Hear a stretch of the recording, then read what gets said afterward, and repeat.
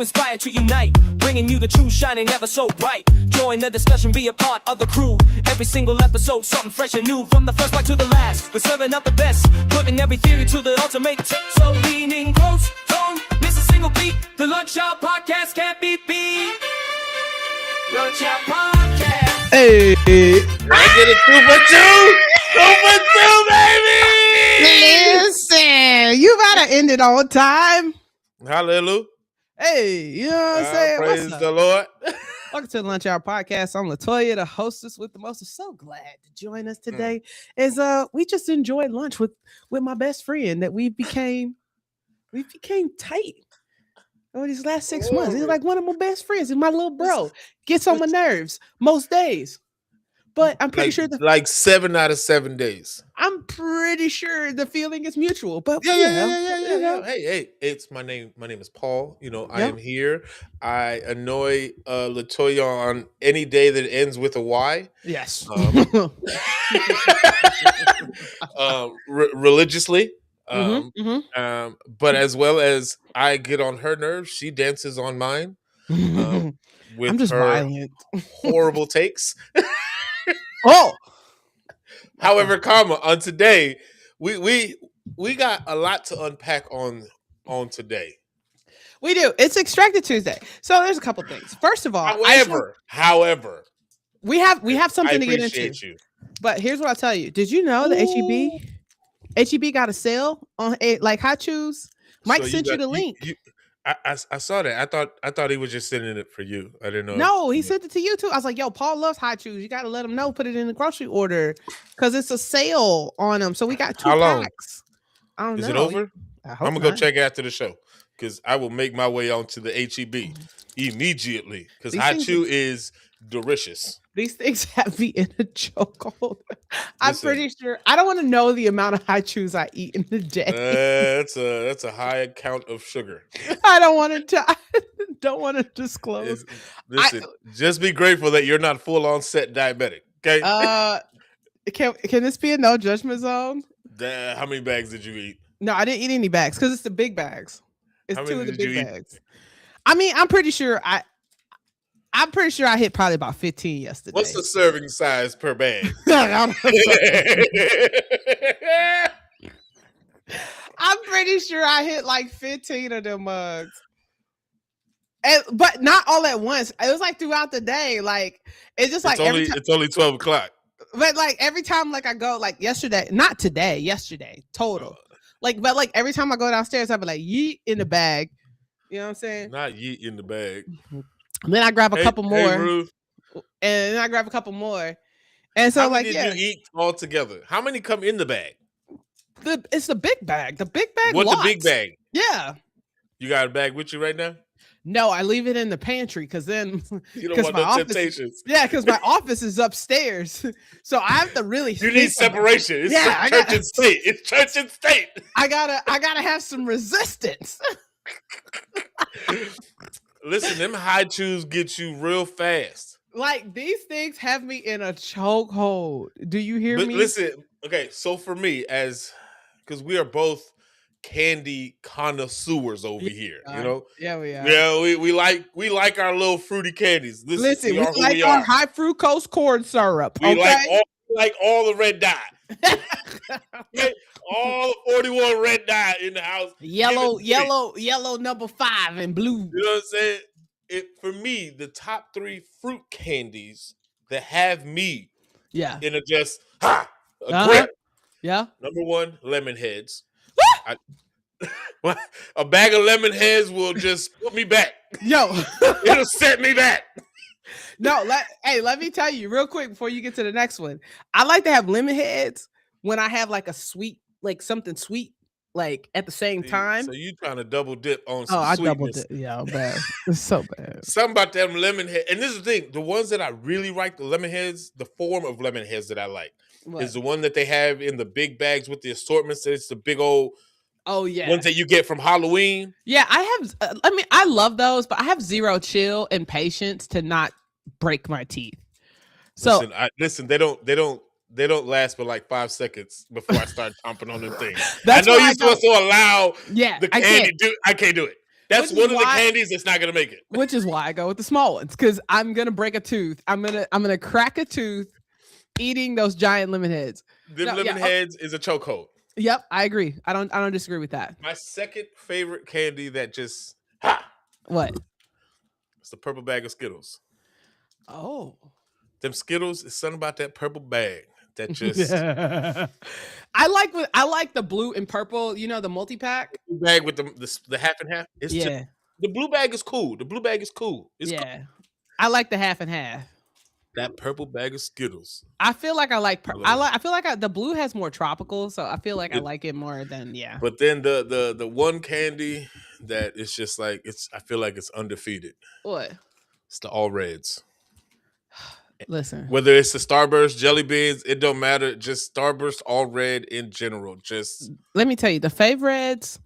I would agree. Only thing I would amend for sure. For me, I like Skittles, but like there's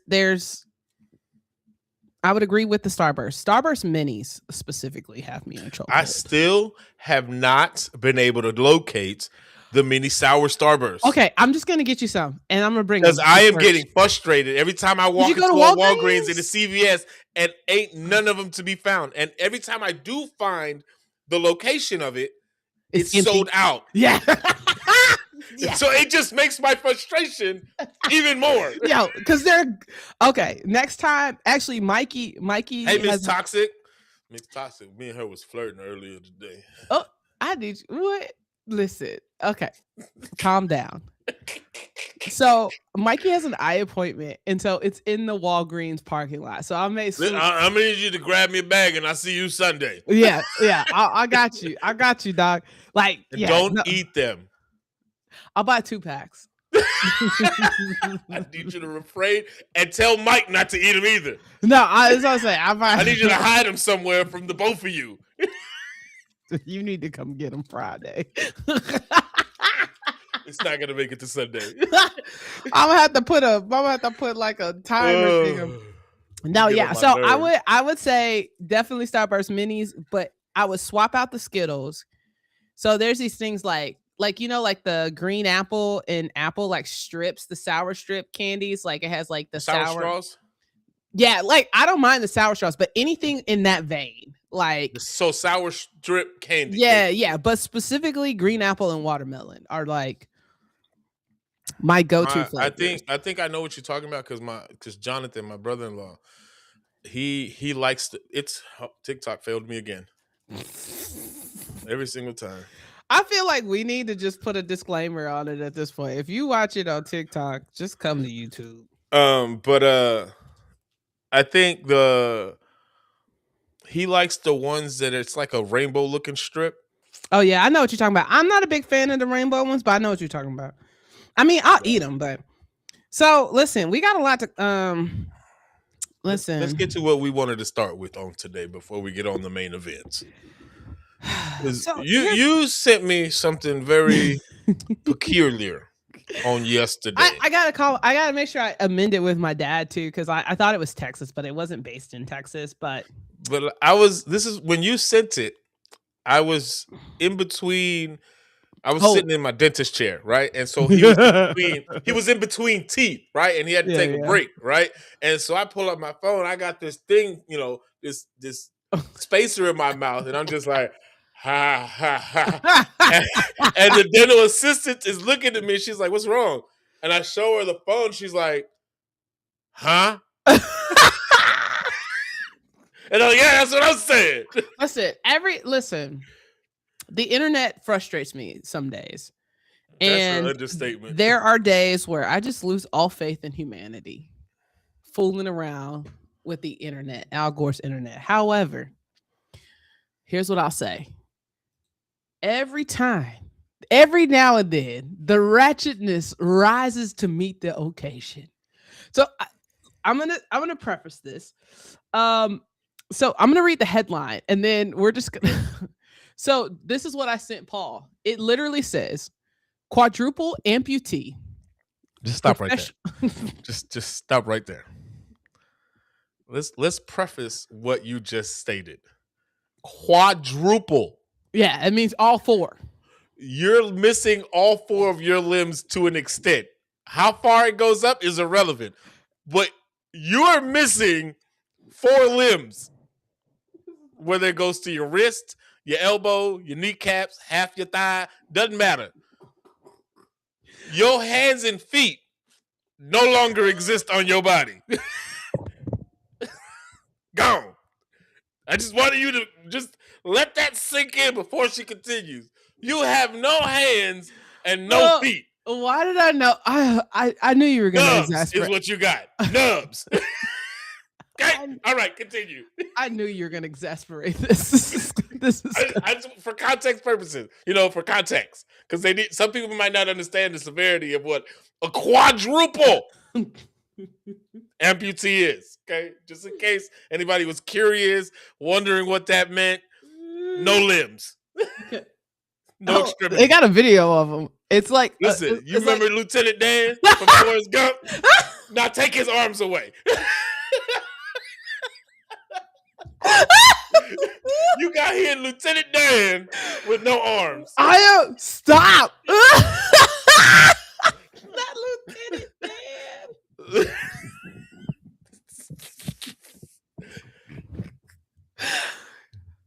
We're done for the day. I regret nothing. I regret nothing.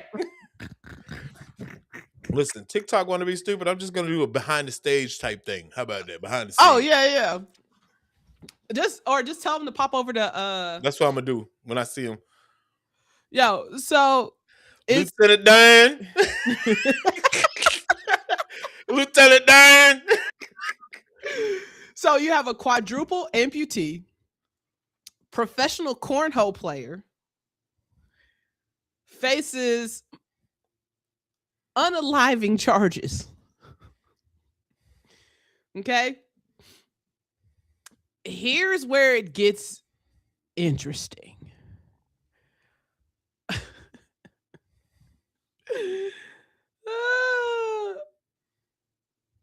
According to it, let me tell you what Dayton did. Okay. Let me tell you what Dayton did. Dayton picked up 2 witnesses from work in a vehicle. with Bradrick Wells already in the front seat passenger. Document states that while driving, an argument broke out between this. Okay. That doesn't make no sense. Police told that Weber pulled out a pew-pew and got your boy twice in the head during the argument. Pause. Let's rewind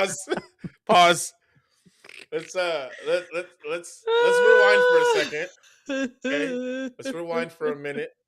So you're gonna sit here and tell me on today that not only is this man a 1, 2, 3, 4 person, one person with 1, 2, 3, 4 limbs missing, right? Lieutenant Dan, no hands, bar.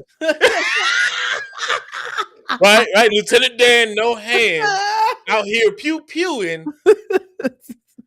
He picked them up. He was already in the front seat.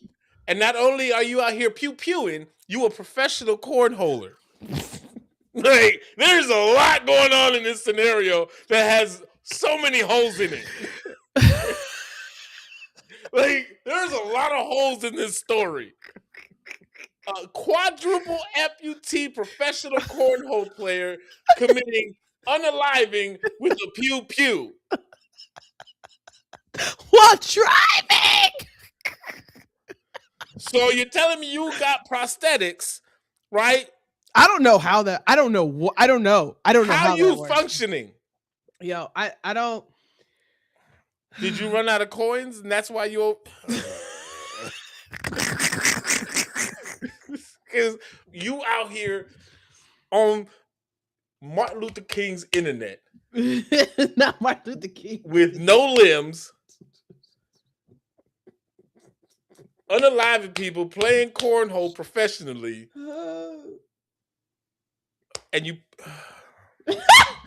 And so here's what makes it continue. It as if the story wasn't crazy and absurd enough. We're gonna get to Extracted, but I had to get. This was not gonna be able to wait till tomorrow. This because tomorrow we have a shorter show anyways. Right. But here's the story is already crazy, but then the internet does what the internet does. So I'm just gonna read a couple of comments. Hey, you can't hear the show because TikTok being stupid, but if you want to hear on the show what we're talking about, head over to YouTube. Just FYI, unless you want to stay here and help me out. Listen, okay. I just want to read a couple, and I'm gonna try to keep it together. But go ahead and talk. I'm just gonna read a few. Are you gonna mute yourself and then play me through? Okay. Here we go. Talk to me. Bill on here. That's his name? Well, yeah, this is the commenter, Bill. I'm not gonna say last names. Bill. But Bill said, imagine not being able to be tracked by finger or footprints. But then they found what? Wait, hold on, let me finish. Like, because they're commenting. He said, imagine not being able to be tracked by finger or footprints, but then get found because you left DNA in your scooch marks. Scooch. Wait. This isn't real, but he said, imagine not being able to be tracked by finger or footprints, but then get found because you left DNA in your scooch. So you gonna sit here tell me on today? Can you hear me still? No, that's not. Yes, but that's not real. It's just. I'm just saying, but like, imagine if that was the scenario. You out here in these streets doing criminal activities, and the way you get apprehended, it's because of your doo-doo marks. No. Actually, I'm saying hypothetically. Actually, what happened was witness 1 and witness 2, who he scooped up on the way out, he was like, he told witness 1 and witness 2, hey, get him out the car. And they was like, no. How did we get here? They were like, no. And it's not like he can get him out himself.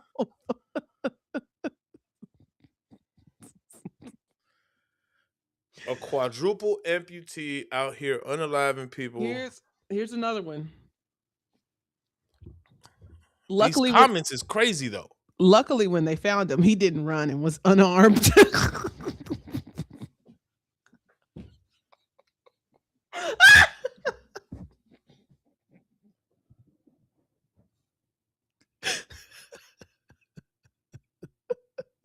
What? Somebody said, John said they didn't cuff him, they duffled him. And they did a picture. So they just put him in a duffel bag and zipped it up. They put him in a body bag and left his head out. Oh. Like how are you? Again, I just for context, for the people that are just joining in on TikTok, we are talking about on yesterday, a news broke out that a quadruple amputee out here carrying bodies as he unalived them. It just what? And he's a professional cornhole player. And he drove. He drove himself there. Okay, 2 more, and then we got to get on. 2 more, we got to get on. Somebody said, I can already see him wearing an orange pillowcase instead of orange. I'm like, that fitting got to be real quick. The measurements got to be real fast, I bet you. It's not going to take long to fit him in an orange suit. Somebody said, could you use the stand your ground law if you, well, you know. I'm like, ain't much of standing.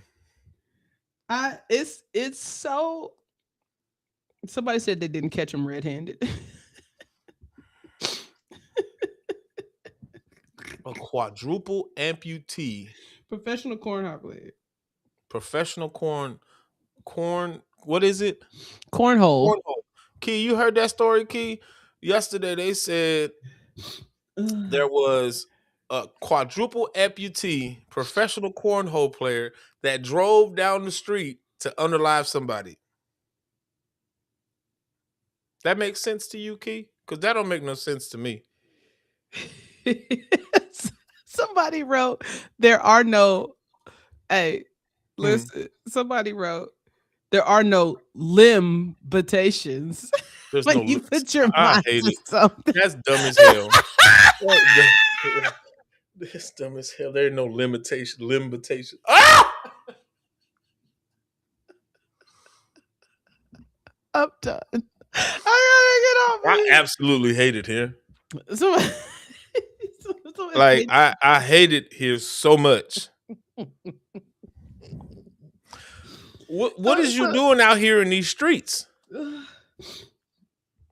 Like you ain't got no limbs, but how you unalive somebody? This story makes zero sense. How old is this human? Oh, somebody posted a picture. If you go to his socials, it's so he be like, I'm gonna show you what his socials. That's hella confusing. Like. His socials, it shows him with a thing, and he like this, like the, it's like a little. That's how he aims. So he nubbing it out. I don't know how he fight. I don't know how he fight. I think he used like the little, I wonder how much it costs to have 4 prosthetics. Not. I bet you he can't make it playing professional. I bet you it costs some hand and foot for that one. Cost some arm and a leg for that. I bet you. Let me tell you what. Like you must. He probably don't make enough as a professional cornholer though. You got to be down bad. That.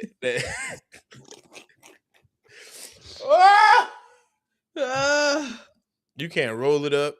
There were so many layers. Somebody was like, I had to check my calendar to see if this was April 1st because you can't. like what? Key. Wait, Paul. Somebody said, I know what all those words mean separately. Like, what would you do if you walked up somewhere and you saw somebody that's a quadruple amputee unaliving somebody? Like, how do you choke that person out if you ain't got no hands? What do you look? It'd be like he's getting away. You just pop him in the back. It's like, hey, catch me. I'll get a net. Call. Okay, I'm done. All right, Keith. Thanks for coming by. Listen, I'm done. Well, I tell you, I'm tapped out on what the hell just happened. I'm just done. My brain hurts. Okay, let's talk about Extracted. But this was not going to be able to wait till tomorrow because the topic. Okay, yeah. Key, I would listen if that happened to me before we move on. If that happened to me in real time, and some person with no extremities walk up to me and say, "Give me your wallet." Like, what? How you gonna let it go? I'm gonna kick. I'm just tip you over. I'm just thump you in your head and tip you over. I'm gonna kick. How are you an adult and my child taller than you? Bro, let me tell you. Standing up. I'm sitting down and I'm taller than you. You be like, stand on your own 2 feet. Stop trying to ride me. We gotta move on. We gotta move on because we have guests coming.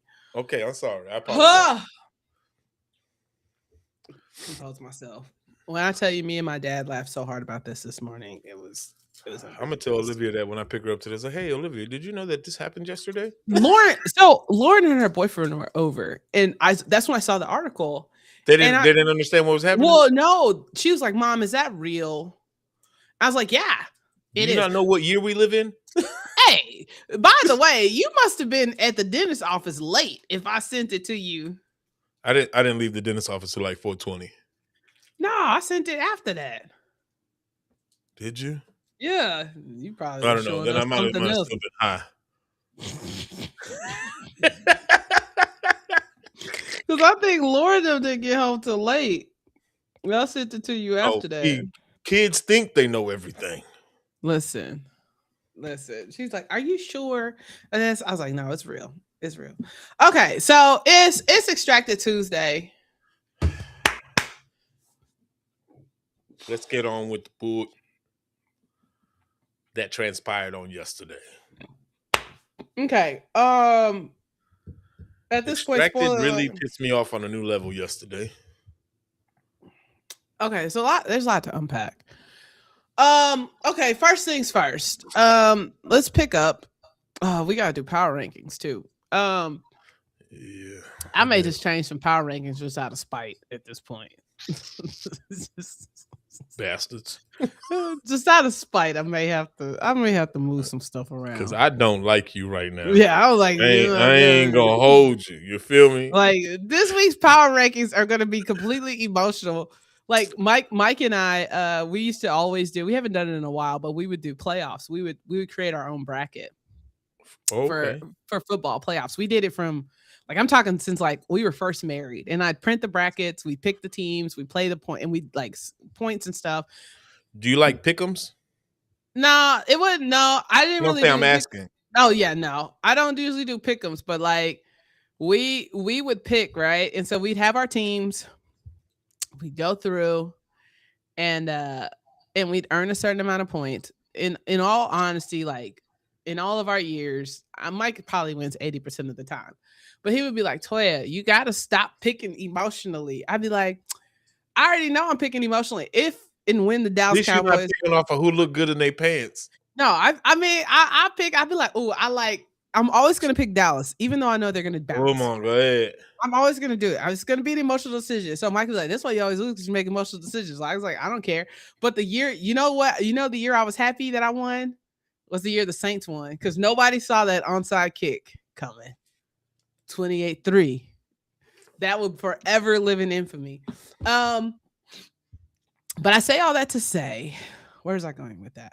This week's power rankings may be more emotional than rational. I'm like, nobody got extracted on yesterday. So that means next week and the week after that are about to be epic. Stressful. Yeah.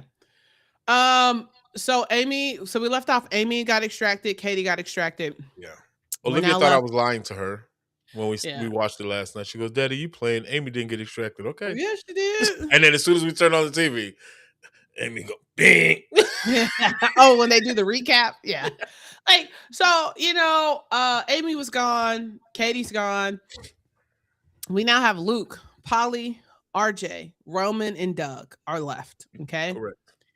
I will say there's a couple people that I'm surprised, but now like seeing it, talking it through, talking with contestants. I mean, I think this is a solid 5. Especially kind of mentally. I gotta apologize to RJ. Yeah, you put some respect. I underestimated your tenacity and your mental ability to see it through, my boy. Mm-hmm. I apologize from the fatness of my heart. Or the pacemaker part. But I don't know how long we're gonna wait till we get to the villains of the show. No, we're gonna get there. I may even just give them their own segment because they just. So we get through the show. They automatically come out of the gate. They're like, "Hey, they got a challenge." Yeah, challenge. No particular order. Go in, pick your people's stuff. Okay, cool. And as a result of that, everybody picks one thing. No. Yeah. They go pick one thing. Right. They pick one thing for their person. What they think that their survivalists need to continue to survive. And then they were like, "Hey, you're gonna go this person against this person." Well, they didn't. They just said you got to pair up into 2 teams: a team of 3 and a team of 2. They didn't give any reasons, any context. Just said pick your teams. And so Roman and Luke, they decided to pair up, and then it left Polly, Doug, and RJ in the group of 3. Mm-hmm. Still no context of what was going to happen. Continue. So Luke and Roman, which Dallas was saying, if they got to pair up together, they're going to be great. If they got to team up, if they team up together, they're going to be great. But if they got to go against each other, it's going to be a dogfight. And I thought that was a valid take. Yeah, it was. And I think it ended up being the latter. Luke comes away with. Also, Roman hurt his knee. Yeah, he hurt his knee. But he comes away with fishing gear. Roman doesn't get his fishing gear. Double the fishing gear at that. Yeah, double the fishing gear because Roman lost his hook. He lost his hook. So like this is definitely a blow to Roman. And from there you've got RJ, Polly, Doug. Now Doug had some flappers. Doug had a little pep in his step. The way he started out the gate, he had distance on Polly and RJ. I was like, okay. Like, he'd been in the water before. Okay, Doug Phelps. Listen, like between Doug and Jonathan, these two look like they were created in the water. Nah, Doug. The way they was moving around in his water. Doug turned them jets on quick. So he gets there. They're all there. They're all trying to get these knots undone. Doug ends up getting his. And so as a result, he also wins Polly stuff. And 2 can of beans and 2 propane burners. Yep. Can of beans and 2 propane burners. Which is clutch. Yeah, it's like huge. Okay. Cool. Now, a couple things have transpired before we get to this next part. A couple things have transpired at HQ. Okay. Last week, Daniel and David created a fake clue. Yep. And they were going to figure out a way to get somebody to believe that it was a fake clue. Well, they already had their mindset on who they were going to give it to. Yes. They just needed an accomplice. And so they end up setting up. So one of them ends up taking Dallas into the room and like, he ends up flipping through the book. Right. Dallas finds the clue, but it's a fake clue. They go in, they figure it out, kind of go from there. At this point, Daniel and David haven't told anybody what they've done up until this point. Okay. Correct.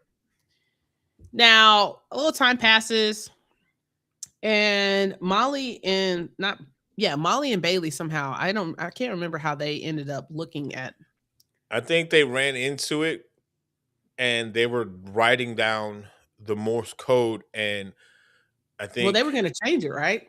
Well, no, I think I think the plan was to do that, but then David and Daniel saw that they were writing down the code, and they had to let them know, basically loop them in. It's like, hey, that's not a real clue. That's just a trick. Lindsay and Dallas to get Roman to fall into the trap.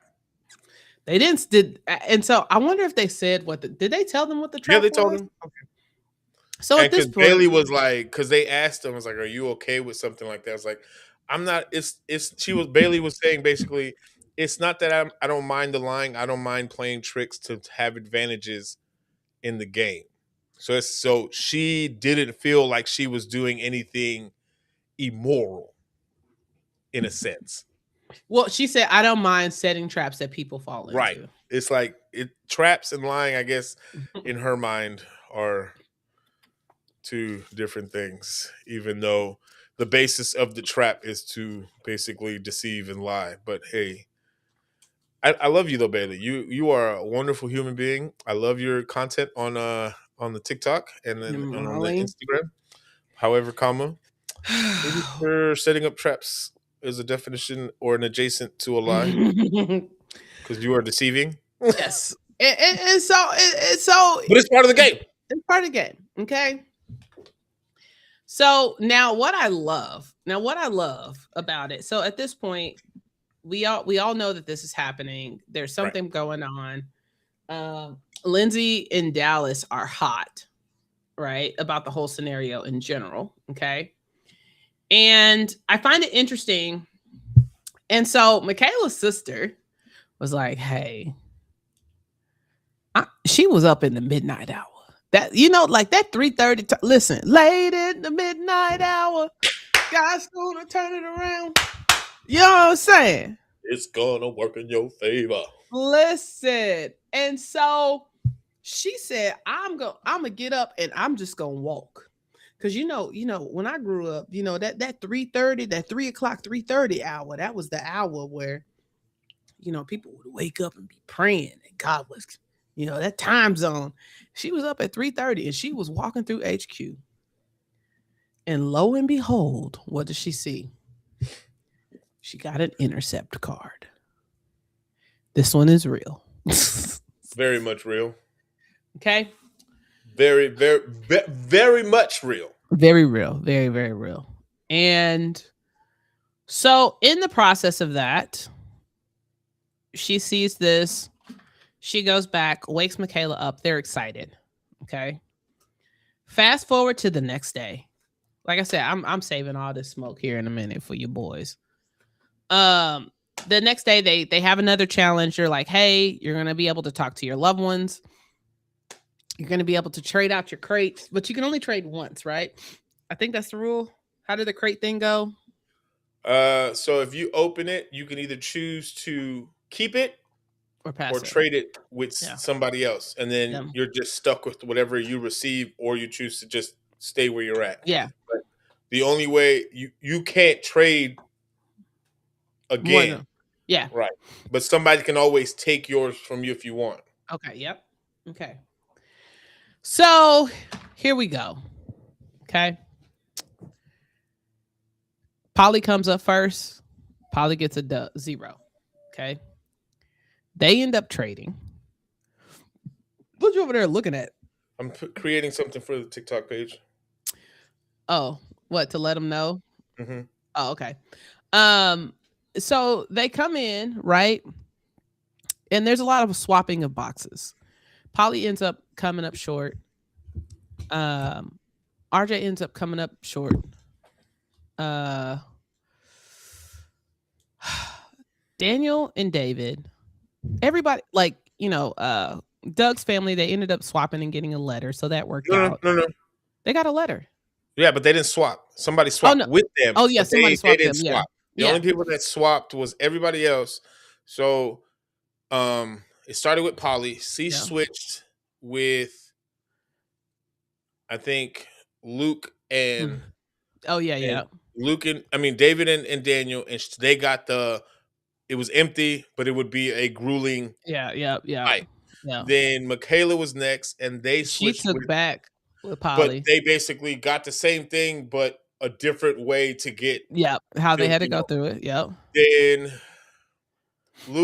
Luke's team was next. They had the 30-second video, and they swapped with Roman. They swapped it with Lindsay, who had the minute phone call on the satellite phone. So they but she didn't know that. She didn't know that, and so then when they opened up theirs, they decided to keep theirs and not trade. And then Dougie's kids had the note, and they decided. Well, they couldn't. Well, Daniel and David couldn't trade anymore, anyways, because they had already swapped. They had Daniel. No, Dayton. Dougie's kids were able to trade. Oh yeah, but they chose not to. They chose not to. Yeah. So then you got Daniel and David. They end up swapping with Lindsay and Roman. Okay, here's the deal. Let's talk about Daniel and David. As I know, we just had one guest join. We're waiting for the other guest to join. I don't even know where to begin. Okay, first things first. They raggedy. Number one, I feel like the way they've played the game, I feel like Lindsay and Dallas's spidey sense should have immediately gone up, because there's no reason why these guys would ever do anything as far as goodwill goes. They have not shown most of this game. There's no reason. There's none. That they can be trusted, that they have any level of goodwill. I'm not saying they're bad people. I'm just saying they're very brutal game players. They suck. Right? And so I feel like in that moment when they willingly swapped and gave them, should have been a red flag off the that was jump. A blaring red flag. Like, guys, these guys have been snakes the entire game. And they've showed you this. The entire game. It's since not even day a secret. one. It's not even a secret. Since like, that's what I'm saying. saying. Day one, it's been like this. It's not even a secret these dudes are grimy.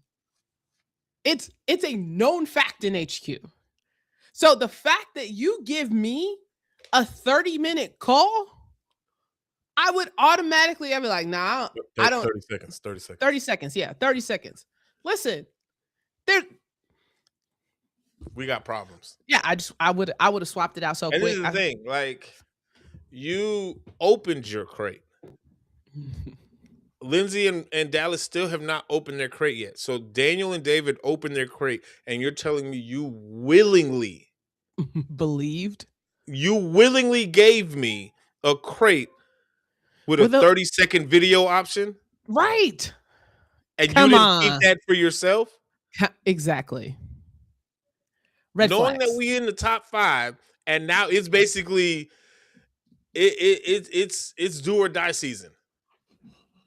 And you're telling me you're gonna willingly, out of the kindness of your heart, you're gonna give me a 30-second video to send to my son and not send one to your brother. Right. Stop. I just feel like their spidey senses. Like, you could have Stevie Wonder could have seen them red flags. You feel me? Like let's keep it a buck. Yo, it was a lot. It was a lot. Like, don't do me like that. No, let's not. And don't question my intelligence like that. It was just okay. So you had that piece of the puzzle. And I think what makes it so crazy, so they end up going through and they're like, we've got to record this video. We've got to get this message to Roman. We got to get this message to Roman. And so they use their 30 seconds to give this message to Roman. And so they go, they hike, and, Luke is able to speak to his brothers, the whole 9. Roman gets this video and basically says, hey, put all your fire stuff in this crate. And you're going to go without fire for 24 hours. You're going to win. You'll win something else in return. TJ. Right? Right. And at this point, I'm like, cool. This is crazy. Doug gives up. Doug got lost. You're talking about Extracted right now, brother. Oh, can he hear me? No, I'm talking about Roman. I'm not Roman. I'm talking about TJ. Oh, okay. But like, here's the thing. Well, yeah, they can hear you though. Yeah. Okay. So Doug gets lost. So he didn't. He gave up. He just gave up. He said, "I'm done. I'm going back to my camp." Bless his whole little heart. RJ pops open, empty box, and I feel like that took a little something out of him. Because also, the letters that they send these people are trash. Like it's mentally defeating. Like, whoever is writing these letters and messages to these guys is trash. So here's the thing. So they go in. Roman TikTok gets the letter. is not acting right, so I got to go live separately. So then you go in and Roman gets the letter. He gets the video, puts all his fire in the thing, seals it up. And as he's doing this, they're like, "Oh my God, I can't believe this worked!" And they immediately leave, like the cowards they are. Red flag number 2. I said what I said. Like the cowards they were, they left, because that is the only thing. So here's my thing. Our guests are coming in, so we're gonna bring them up in a second. But I got to get this off my chest. Can I just listen? Is this your show? Listen, I just gotta. Is this your show? I just gotta get. So listen, they already rubbed me wrong when they told RJ's mama last week to shut up. So that was. I was ready to fight. I was ready to fight. That was strike number 1. You're not gonna tell no black mama shut up and think it's okay. You know how that story ends, and then you were unalived. That's how that story ends in any other scenario. We had a funeral the next day. Listen, Extracted is over. I'm gonna get the quadruple amputee over here. Yo, come get you, cuz. Listen, let me tell you. Listen. Yeah, all right. So TJ, to catch you up, last week on Extracted, there was a specific scenario where one of the contestants in headquarters had told one of the survivalists' mama, which is a black Christian mother from Texas, to shut up. And then he television. On TV. So he's still breathing. Yeah, so he has all this stuff, right? And just to our guests, we can see y'all, just so you know. We haven't brought y'all. We can see y'all. Let me know when y'all situated. Yeah, but we definitely can see. Okay, perfect. So that was kind of strike 1, okay? And then they do this little deceiving thing, okay? So in the process, Father okay? Here's Pray my for my issue. soul. Here's my issue. Here's my issue. Here's my issue with these guys. I come from tech, right? Corporate world tech. Right. I see various versions and have seen various versions of Daniel and David's demeanor and behavior in real life. Now, here's the deal. You had a specific term for them. Yes, bro culture. Tech bros. They're giving very tech bros vibe. Yeah, I come from being in a world where people are willing to win at all costs. And as a Black woman, watching them do this it's just a smidge triggering. Listen, I've worked through a lot. I have exercised lots of demons in therapy. Like, I'm not the person, like I'm not that, but like watching it. Some of these demons was about to come back to life. You know how your grandma say she had me in my flesh. Do you know what I'm saying? Like, my flesh was about to come out. I was feeling a little I was gonna tell my Holy Spirit, hey, take a seat right quick. Take the back seat right quick.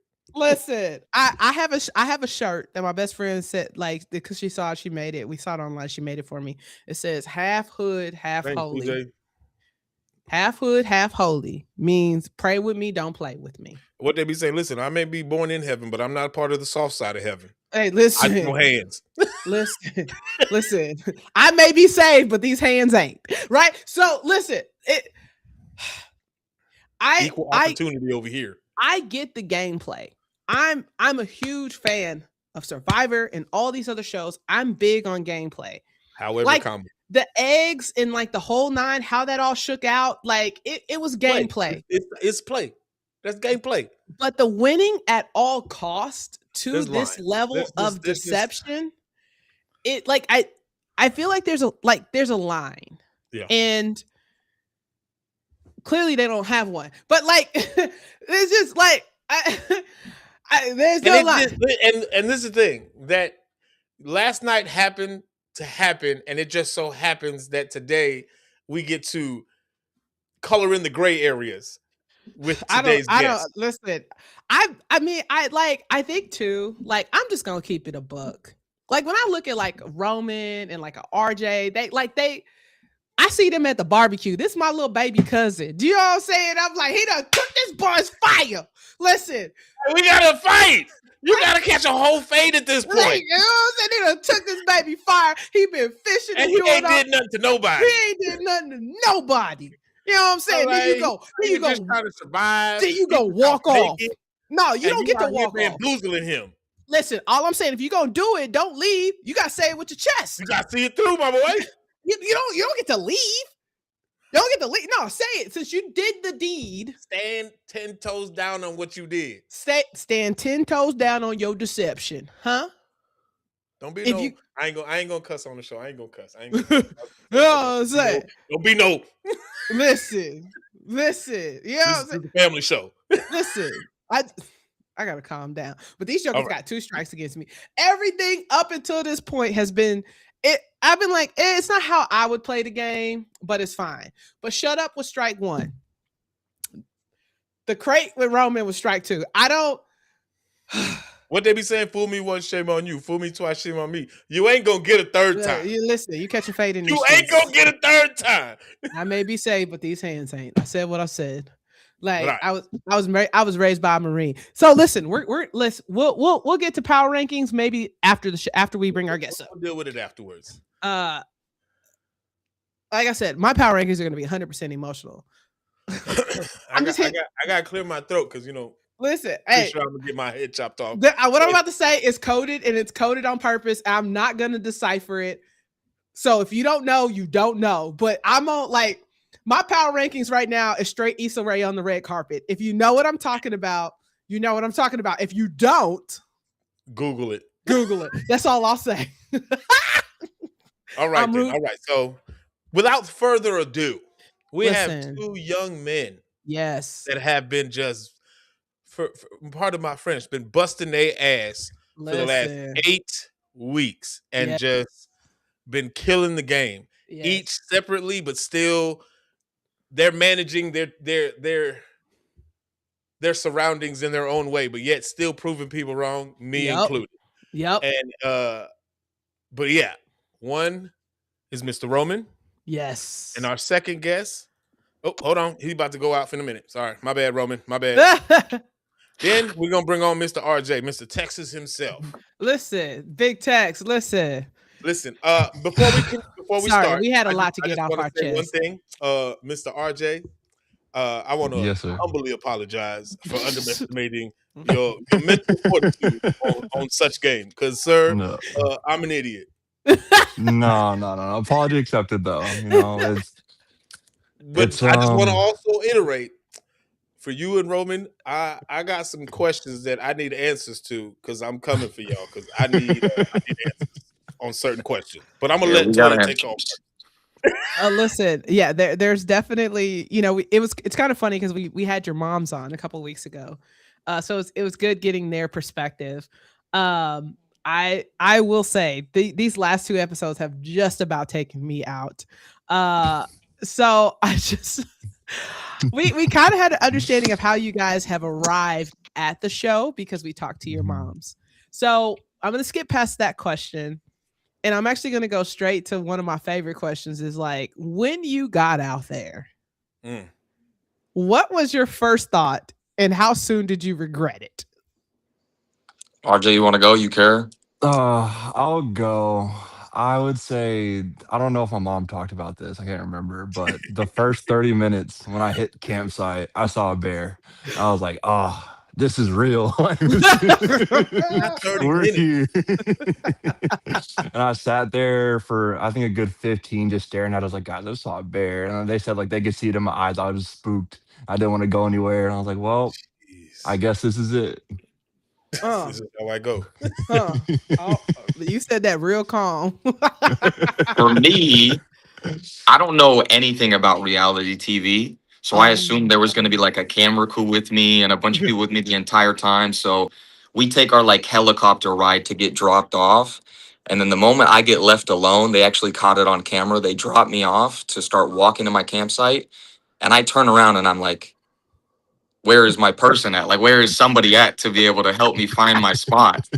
And I look terrified. And I tried to like cope with my family. I'm like, no, I wasn't scared at all. But I could even see it in my face that I was like, I have no clue what I just got into. Like, nobody's actually out here with me. I was terrified. Yeah, I can't imagine. There's lots of scenarios where we've heard like people's reactions. You know, it's cold. At this point, you guys have weathered the rain. It's been cold. You guys have been in the mud, right? Like it's that little baby potato, you know what I'm saying? Like, yeah. The baby potato would have. When Roman saw Polly eat that potato, his face was like, "Oh, so we just gonna eat it right here." I didn't expect her to do that. I was all about rationing food the entire time because that was the first bit of food that we had the whole time. So just to see her just be like, "Little baby potato, I'm just gonna eat." I was like, "Oh, it's like that. Like it's just over immediately." Your reaction was priceless. She was like, oh, we're doing this. It's like she popped it in, she popped it back. So I want to start first with RJ. Not with RJ, I'm sorry, with Roman. You have had no fishing experience. And my guy, you might as well have been on ESPN. Like, you know how they do that Bassmaster joint? Yeah. You know what I'm saying? Yo, I was like, so what the heck? Now I know it took time. You were out there a lot, but like, how did it just all click? I don't know. Like I think I said it in the last episode. I never thought I would envisioning myself wanting to fish or being out there fishing. That was the last thing that I thought. I watched one video on gutting fish, and that was it. I was just like, okay, if this comes up and I see a fish, like maybe this will happen. But the first supply drop, they got me fishing line, and I think every survivalist has said this. They don't show how much sitting around you end up doing. Like 2 hours a day is a challenge, and then you have a day off, and then 2 hours a day is a challenge. Like you have about 44 hours of us just not doing anything. So I was like, okay, I'm 21 years old out here. Like my brain is already fried from my phone. Like I need something to do. So it just ended up being fishing the whole time. And I was very fortunate. I'd cast it out, my line would get tangled. I'd spend 30 minutes untangling the line. Then I'd cast it out again. So it was just something to do because I had absolutely nothing else going on at that time. So just wanted to be resilient and I kept fishing. That's nuts. Yeah, that's crazy. RJ. Yes, ma'am. This bingo challenge. We're going to talk about this. Sir, you was out there living your whole best life. I didn't know we was gonna see Little House on the Prairie, you running through the fields. You was I was like, sir, this is a race. Like I need you to use some purpose. I mean, what happened?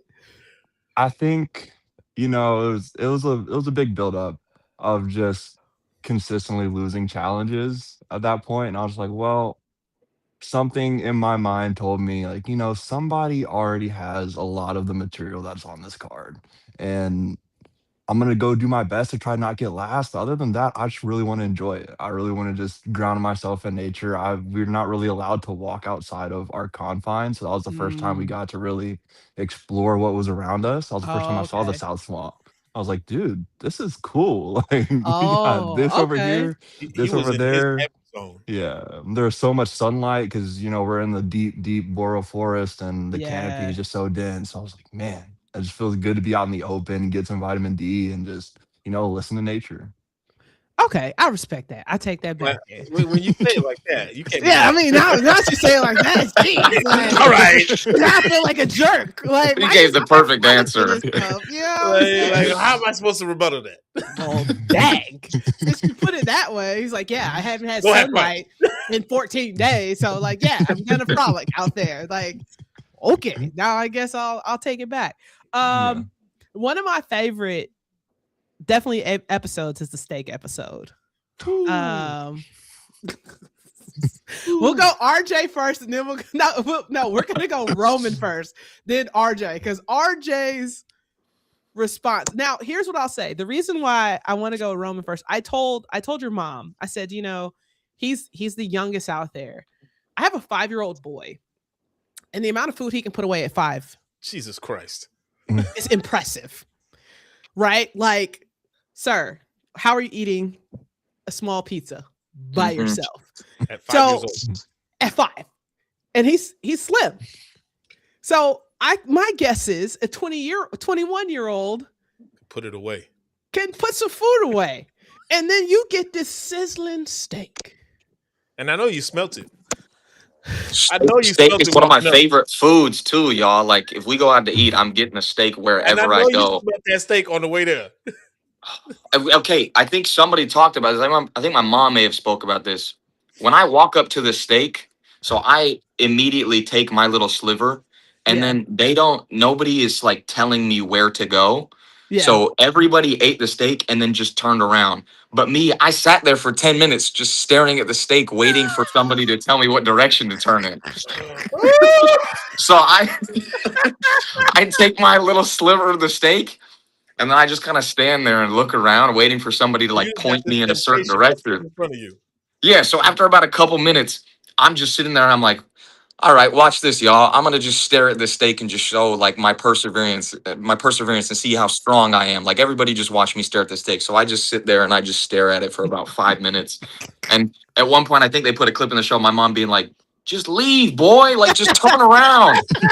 But nobody's telling me to do anything. So I'm just like, you out here confused. Nice steak sitting here. I'm starving, but I just have to stare at it. But it was the best looking steak I've ever seen. Shout out to the chef, just like Doug said. Whoever made that steak was absolutely balling. It was perfectly cooked. You had the butter on top of it. Like, if there was any time to steal more, I watch all of us and I'm just like, we should have taken more steak. But nobody did. And what can I say? Apparently, I was the only one eating out there. So I'm glad that I took my little sliver, because if I would have taken any more, everybody would have been eating me up for taking a bunch of steak. So I got fish. I'm good out here. So, yeah. Here's the thing. Like when I think about, I said this from the beginning because I'm Texan. You know what I'm saying? We believe in beef around here. Like it's gonna be at least 2 meals a week, if not 3, right? And so that steak would have been my villain origin story because somebody we would have taken all of it. It would have been my village. Like I just would have come to the conclusion I'm probably gonna get extracted. I don't care if I was the first guy, the fourth guy, or the last guy. Wherever I landed, whatever was left, by the time I got to that stone, is coming back to the camp with me. Yeah, it's done. Like that's why I couldn't believe Doug. Like they knew that they were gonna put him last. Doug just like left the steak for the squirrel. I'm like there's no way he didn't take it if they planned this. Everybody in headquarters would have hated my team. I would have ate. Like I was like, because at that point, wasn't it like almost like 8-9 days since y'all last had like a real? Yeah, it was a while. Nah, yeah, all of it. Yeah, somewhere around there. Mm-hmm. Yeah, because had you guys had what's the name of that bird? Yeah, the grouse. Had y'all had the grouse at that point? Yeah, I think we had the grouse like 5 or 6 days before. Yeah, some people had the grouse. Roman. I got questions, my guy. So I'm gonna turn Paul loose here in a minute. And then we're gonna get to last night's episode because I just want to understand between last episode and yesterday and last night's episode. We got beef. Not with you guys. Lots to unpack. Lots to unpack, guys. Y'all are good. So much to unpack.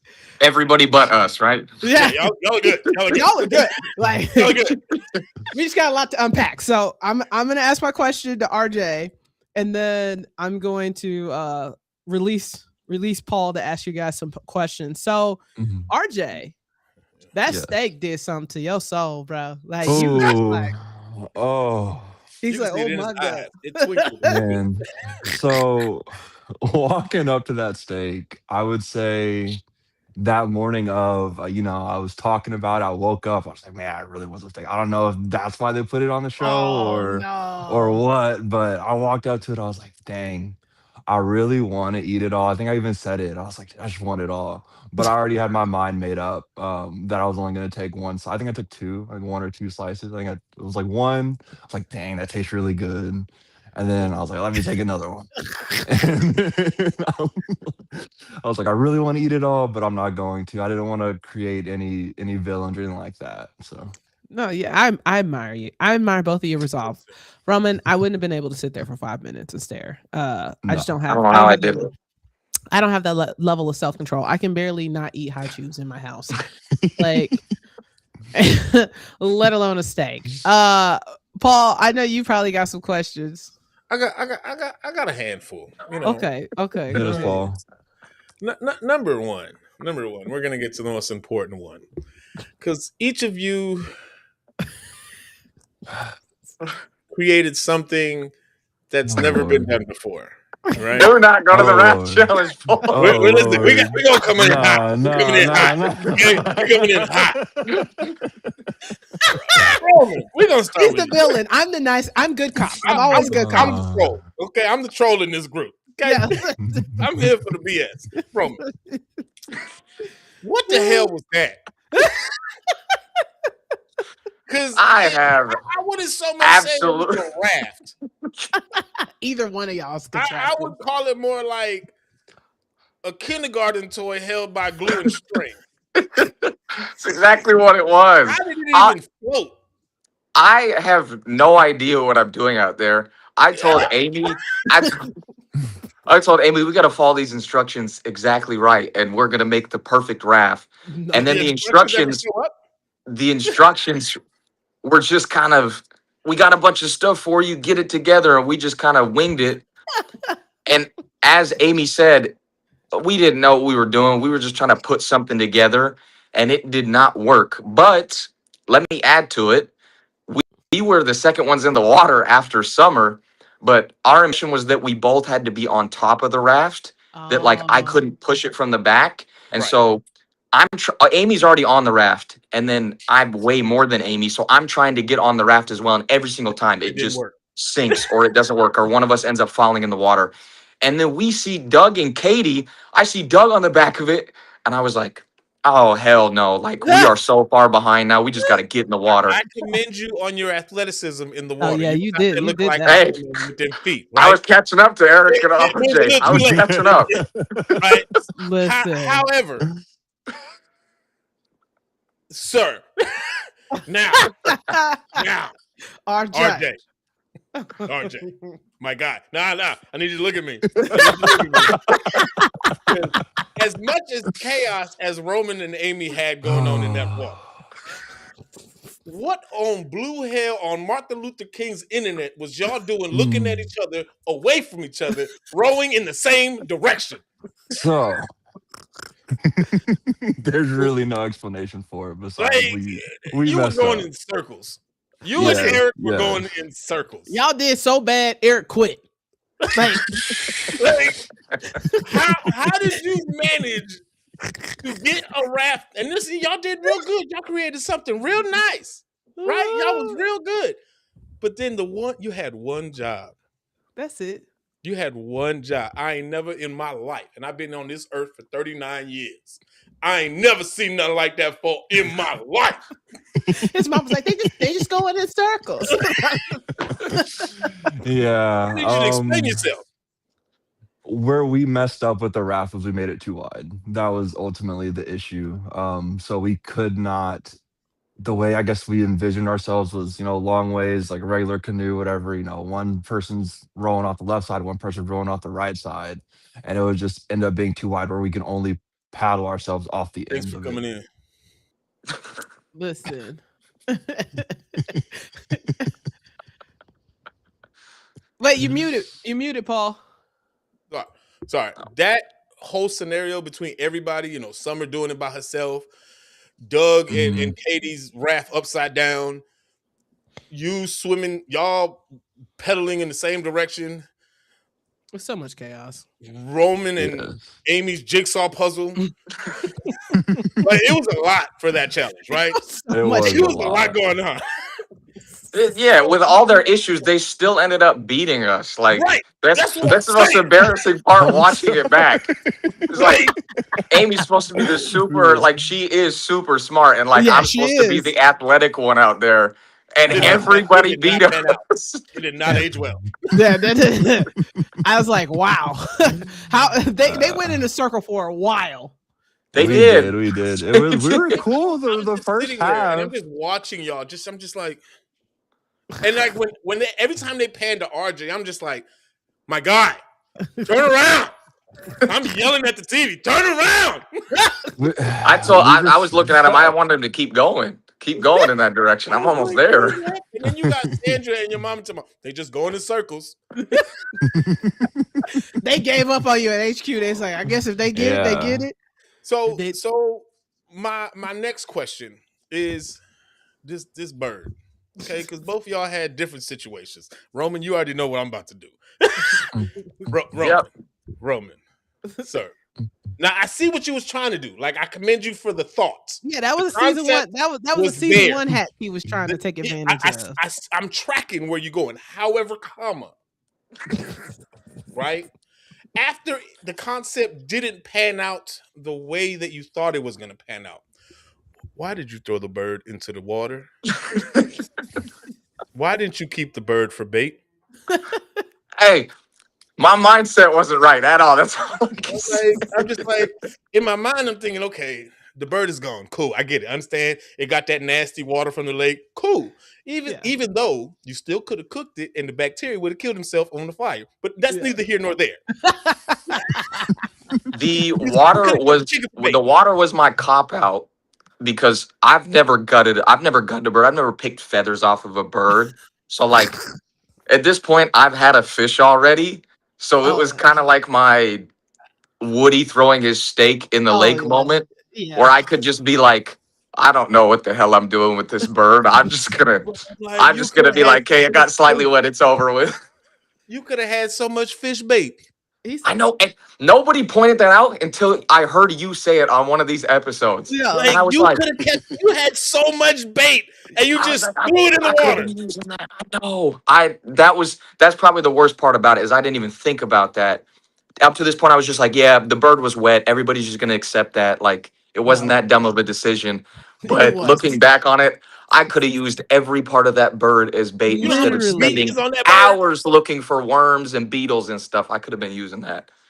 Yo, you would have had it like I 'cause was thoroughly confused when I think it was either Amy or Doug. Somebody said that, or it might have been your mama. Your mom said that you threw the bird in the water. I'm like, so you just out here feeding the fish for free? no, listen, he chunked that thing all the way out there. I watched it. He said, "Yeek." I was like, what in the world? Hey, got to keep it away from the bears, right? That was the Yeah, main Yeah, goal. clearly. facts. Big facts. So RJ, they didn't show what you did. What did you No, do with this so bird?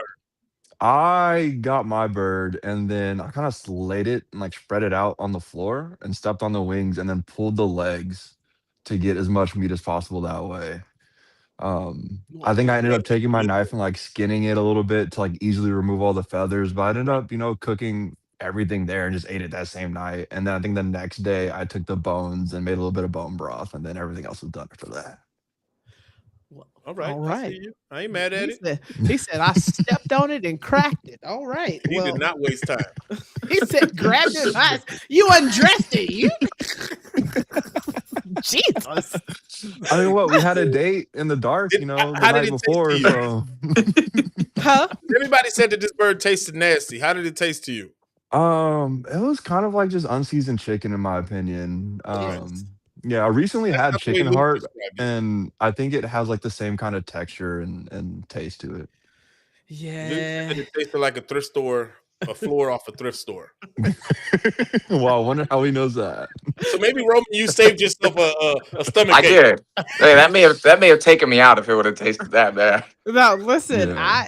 the fact that it would have taken me out, period, because I don't want The to fact feel that I got a dressed field up. dress a bird, Nah. It's not that bad, guys. I I promise. hear you. I hear you. Exactly I my thinking. I could do a fish because I've grown up with fishing and around fishing. Like I can scale a fish. Thanks, Andy. If I don't even like all that other stuff, I can at least just go, yeet. I ain't got to look at it. I know how to empty the parts. Right. You know what I'm saying? But like field dressing a bird, I'm not stripping a bird down. Like Exactly where I'm at. I They saw have the feathers. feathers and I said no. When When they I showed probably- Eric eating this bird and he ate a feather, I was Eric was struggling. That baby. Listen, So the only birds I see with feathers are the ones outside in the trees. And by the time it lands on my plate, it has no feathers. And that's the way I like to Fair keep enough. I- Fair enough. Fair enough. it was thanks, Tinker, for the subscribe. Listen, Sorry, I'm doing two things at once. I apologize. No, My yeah, man you Andrew in doing chat's the over here. most over here. You're so good. let's have it. Gain that following. Get that following up. And so you come in. We gotta talk about the gameplay. Before we talk about the gameplay with you, Roman, RJ, you got. Yes, I just need you to keep it buck.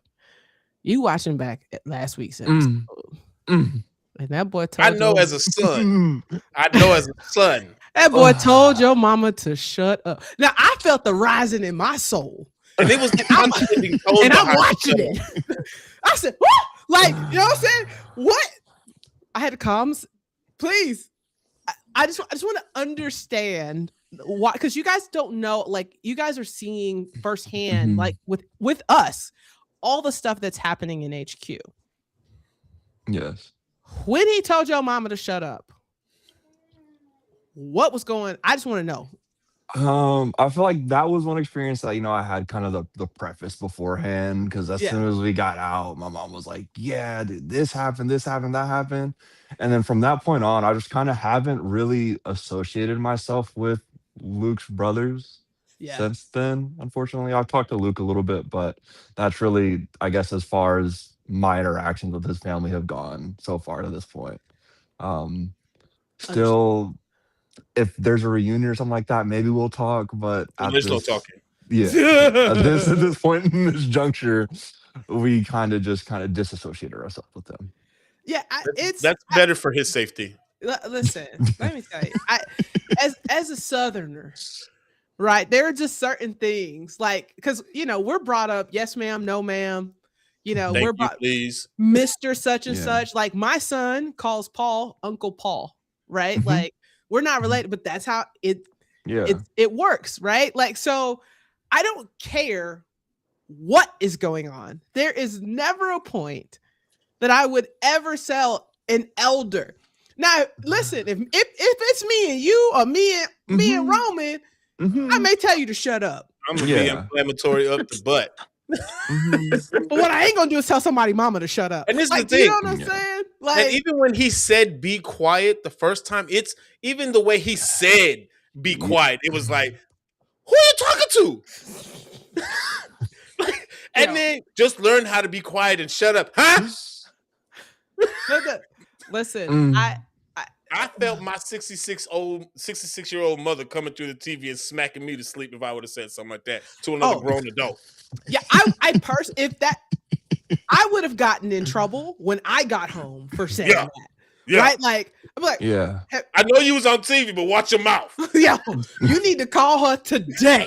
And like, do you know what I'm saying? Like, it's I still have lots of feelings about that. I don't know how you made it. I don't know how you didn't get a red-eye flight that next day.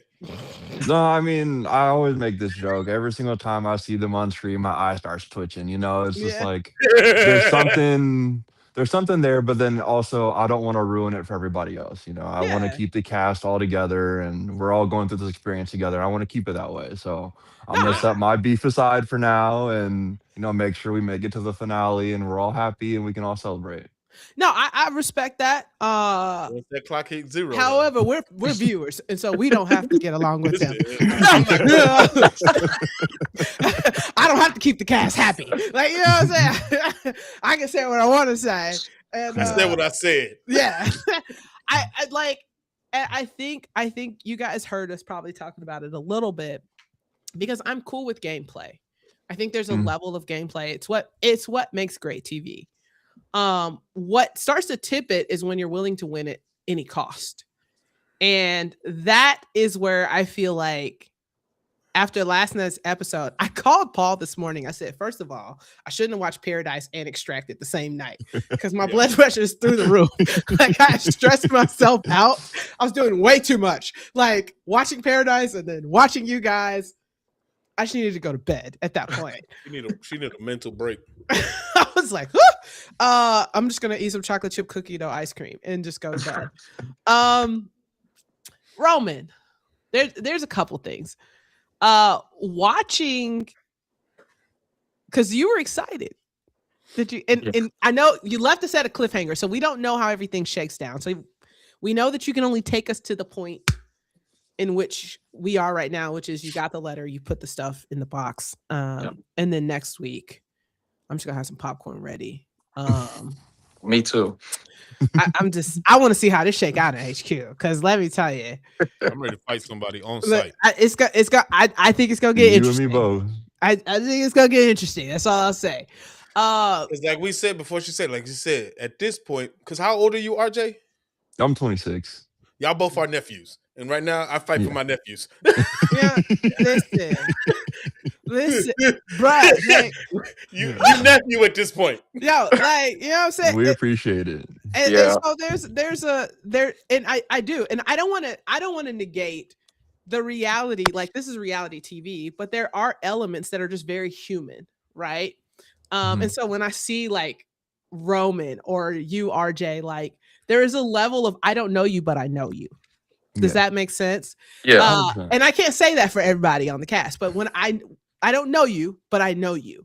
And so seeing that kind of evokes a little bit of sauce on the back as a viewer. Roman, you're now watching back this deception. Up until this point, to the end of the show, like, what's it like now watching this back and seeing how all this unfolded between last week and this week? It's so crazy because, like RJ said, like, when we leave the show, we get the story part of it from the people that were at HQ. Yeah. But now we get to really watch it all unfold, and like, however the production team wants to tell the story, we get to see it in that way. And so I actually get to see the footage of how everything goes down, while I'm just sitting out there like, we got deceived. I wonder what happened. That's cool. That's cool. We're popular out here. I don't know what's going on. Listen, when you said, I hope this isn't a trick, I was like, It is, sir. It is. When we left, it was one of the first things that we talked about. I called it from the beginning. When I was at the South Swamp, like watching the video, I was like, I don't know, this seems weird. I've never seen Extracted do something like this. Like I thought they were going to show the footage of me literally calling it from the beginning. Yeah. And people are saying like, how would Roman know? Why is Roman questioning it? If you guys remember, on the first challenge, I got deceived. So every time something happens, I'm like, I can't Somebody trust this bamboozled right me. now. Yeah. Yeah. No, it's definitely one of these things that when you go back and you're kind of watching, because you guys are, like you said, 44 hours out of the day, 42 hours out of the day, you're alone. And then you get these crates. For you guys, lots have been empty. On top of that, and then the notes that they send with said crates will send anybody into a tailspin. So your family didn't fight hard enough for you. So the stuff, I mean, like, Jesus. They were pretty Due to ruthless. decisions made at HQ. Your family did not fight hard enough to send you something in your crate. It's like, God, Your family's doing a bad job. Like, I couldn't imagine. I know y'all are probably like, God, dog, like, what is happening over there? Is my family not trying hard enough? Because I feel like it becomes a thing, right? It's like almost its own form of mental warfare. And so seeing that deception, I think what I appreciate is over time, like these evolutions, right? And I know RJ, we gave you a hard time because we have our power rankings, and been at the bottom every single one. You've had a really tough journey. Listen, RJ, you going through it, bro. You had a really long, tough journey to this point. Here's what I'll say. Like in the beginning, I was like, he was like, oh, my knee. You know what I'm saying? Shelter is what threw me over. When you said, let me put some weight on and see if it holds us. Don't do that, RJ. Look. I'm an engineer and it held. I didn't know that. The whole time I was there. I was just like, yo, I was just like, okay, this is gonna get interesting. So I want to talk really quick even about like your prep work. So a lot of contestants we talked to put on weight prior to, and Luke did not. He actually, when we talked to him last week, he was like, I should have. He got lean. Like he wanted to get in shape, which is probably the opposite. Like you want to put on some weight and some fat. So like, what did each of your prep look like heading into this? Because you weren't supposed to, Roman, you weren't originally supposed to go out there, right? So bless you. There was a switch there. It was, so we go through all the interviews and everything. I know you didn't want to ask this question, but I'll just give a little. Go ahead. My mom signed up. She loved the first season. I hadn't even watched the show, and she was like, hey, would you go into headquarters? So I watched the show one time. We go through the interviews throughout the summer, and then right 3 weeks before we head out there, they call and they're like, hey, if something were to happen to your mother, Roman, like, would you be willing to go out there? And they asked the same thing to Dallas, and Dallas was on the fence about it. And I was like, yeah, if it makes or breaks us going on the show, yeah, of course I'll do it. Why not? And then like 6 hours later, they call again and they're like, hey, Roman, production's leading towards you going out there. And I was like, okay, so this is happening. Like, I'm going out there. Here we go. And so my mindset shifted then, and I had 3 weeks to prepare. It was the hardest 3 weeks, and I was on the fence just like Luke about if I should gain weight or lose weight. Ultimately, I ended up bulking up, just lots of protein shakes, extra meal every night. I gained like an extra 15 to 20 pounds for the show. So it ended up working out well for me with the weight gain, because I don't have a lot of weight to lose in the first place. Yeah. So I 100% needed that. Yeah, that was a wise decision. That was. Because you like about a good 100 pounds soaking wet. I say he about $150, $160. I bulked up to 185. I think within the first week I had probably lost 20 pounds, because I see the videos of myself and I'm like, oh, you're already 165 pounds right there, Roman. I can tell. Jeez. Hey, I was right. I told you $160. I could tell framing, Yep. RJ, how did you prep? My prep was, I guess, very much athletic minded. I kind of tapped into my football experience. It was like, okay, let me make sure my knee is as healthy as it can be. And then on top of that, I was really asking of my body to take care of my knee in a sense of I'm gonna put on a bunch of weight and you better hold it Yeah. because that that was the main thing I was worried about. I was like, I can go, and I think my mom touched on this as well. I was like, I can go for a long time without food. Food isn't really something that I necessarily enjoy in life. I say it's more of this me eating for survival Right. in that sense. Can So we need to swap genes because over here we like to you know what I'm saying we got food fight Fridays. I got a problem. Okay, I got a problem. Food will be an issue for me. I admire that. But yeah, so that was kind of my mentality going into it. And then also I knew that I wanted to make sure my body was in ketosis going into the challenge. And so the whole 3 weeks before, 3 or 4 weeks before we even left, I was eating carnivore. So I was like, waking up, eating like 6 eggs and like a whole rack of bacon. Or I was like having like steak and eggs for lunch, steak and eggs for dinner. And that was pretty much my whole diet until I got out there. Jesus Christ. Your grocery bill was expensive. Yes, it was very expensive. Jesus. See, like for me, when it came to you, RJ, because I torn my ACL twice. So I know what that feels like. And then carrying a little extra weight could do to that knee. So it's like them first few episodes and your knee was giving you problems. I'm like, that's how emotionally I was ranking you because it's like, I know what that knee could do. And it's like, after a certain while dealing with that pain and you can't treat the pain, it can mentally take you out. Yeah. 100%. You know, I think how did you mentally after it started hurting? Like, where did you go mentally?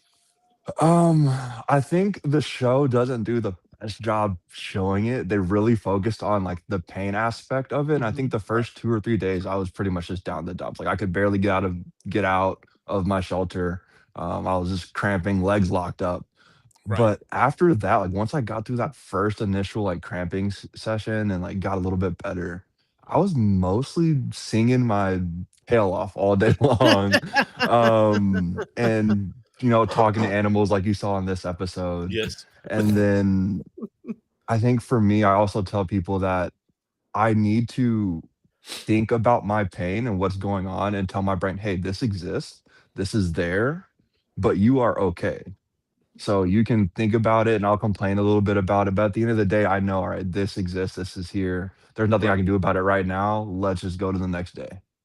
Listen, if engineering never works out, you'd make a great life coach. And that's the thing, because with even everything that's getting thrown your way, RJ, like these hikes that you're on and these things, these challenges that you see, like because again, you've been out there almost 3 weeks. So complaining is going to happen because again, you're without certain things and, you know, necessities, you know, that you're used to on a daily basis. But for the most part, I commend you, RJ, for like all the crap, all them empty crates that you had coming your way.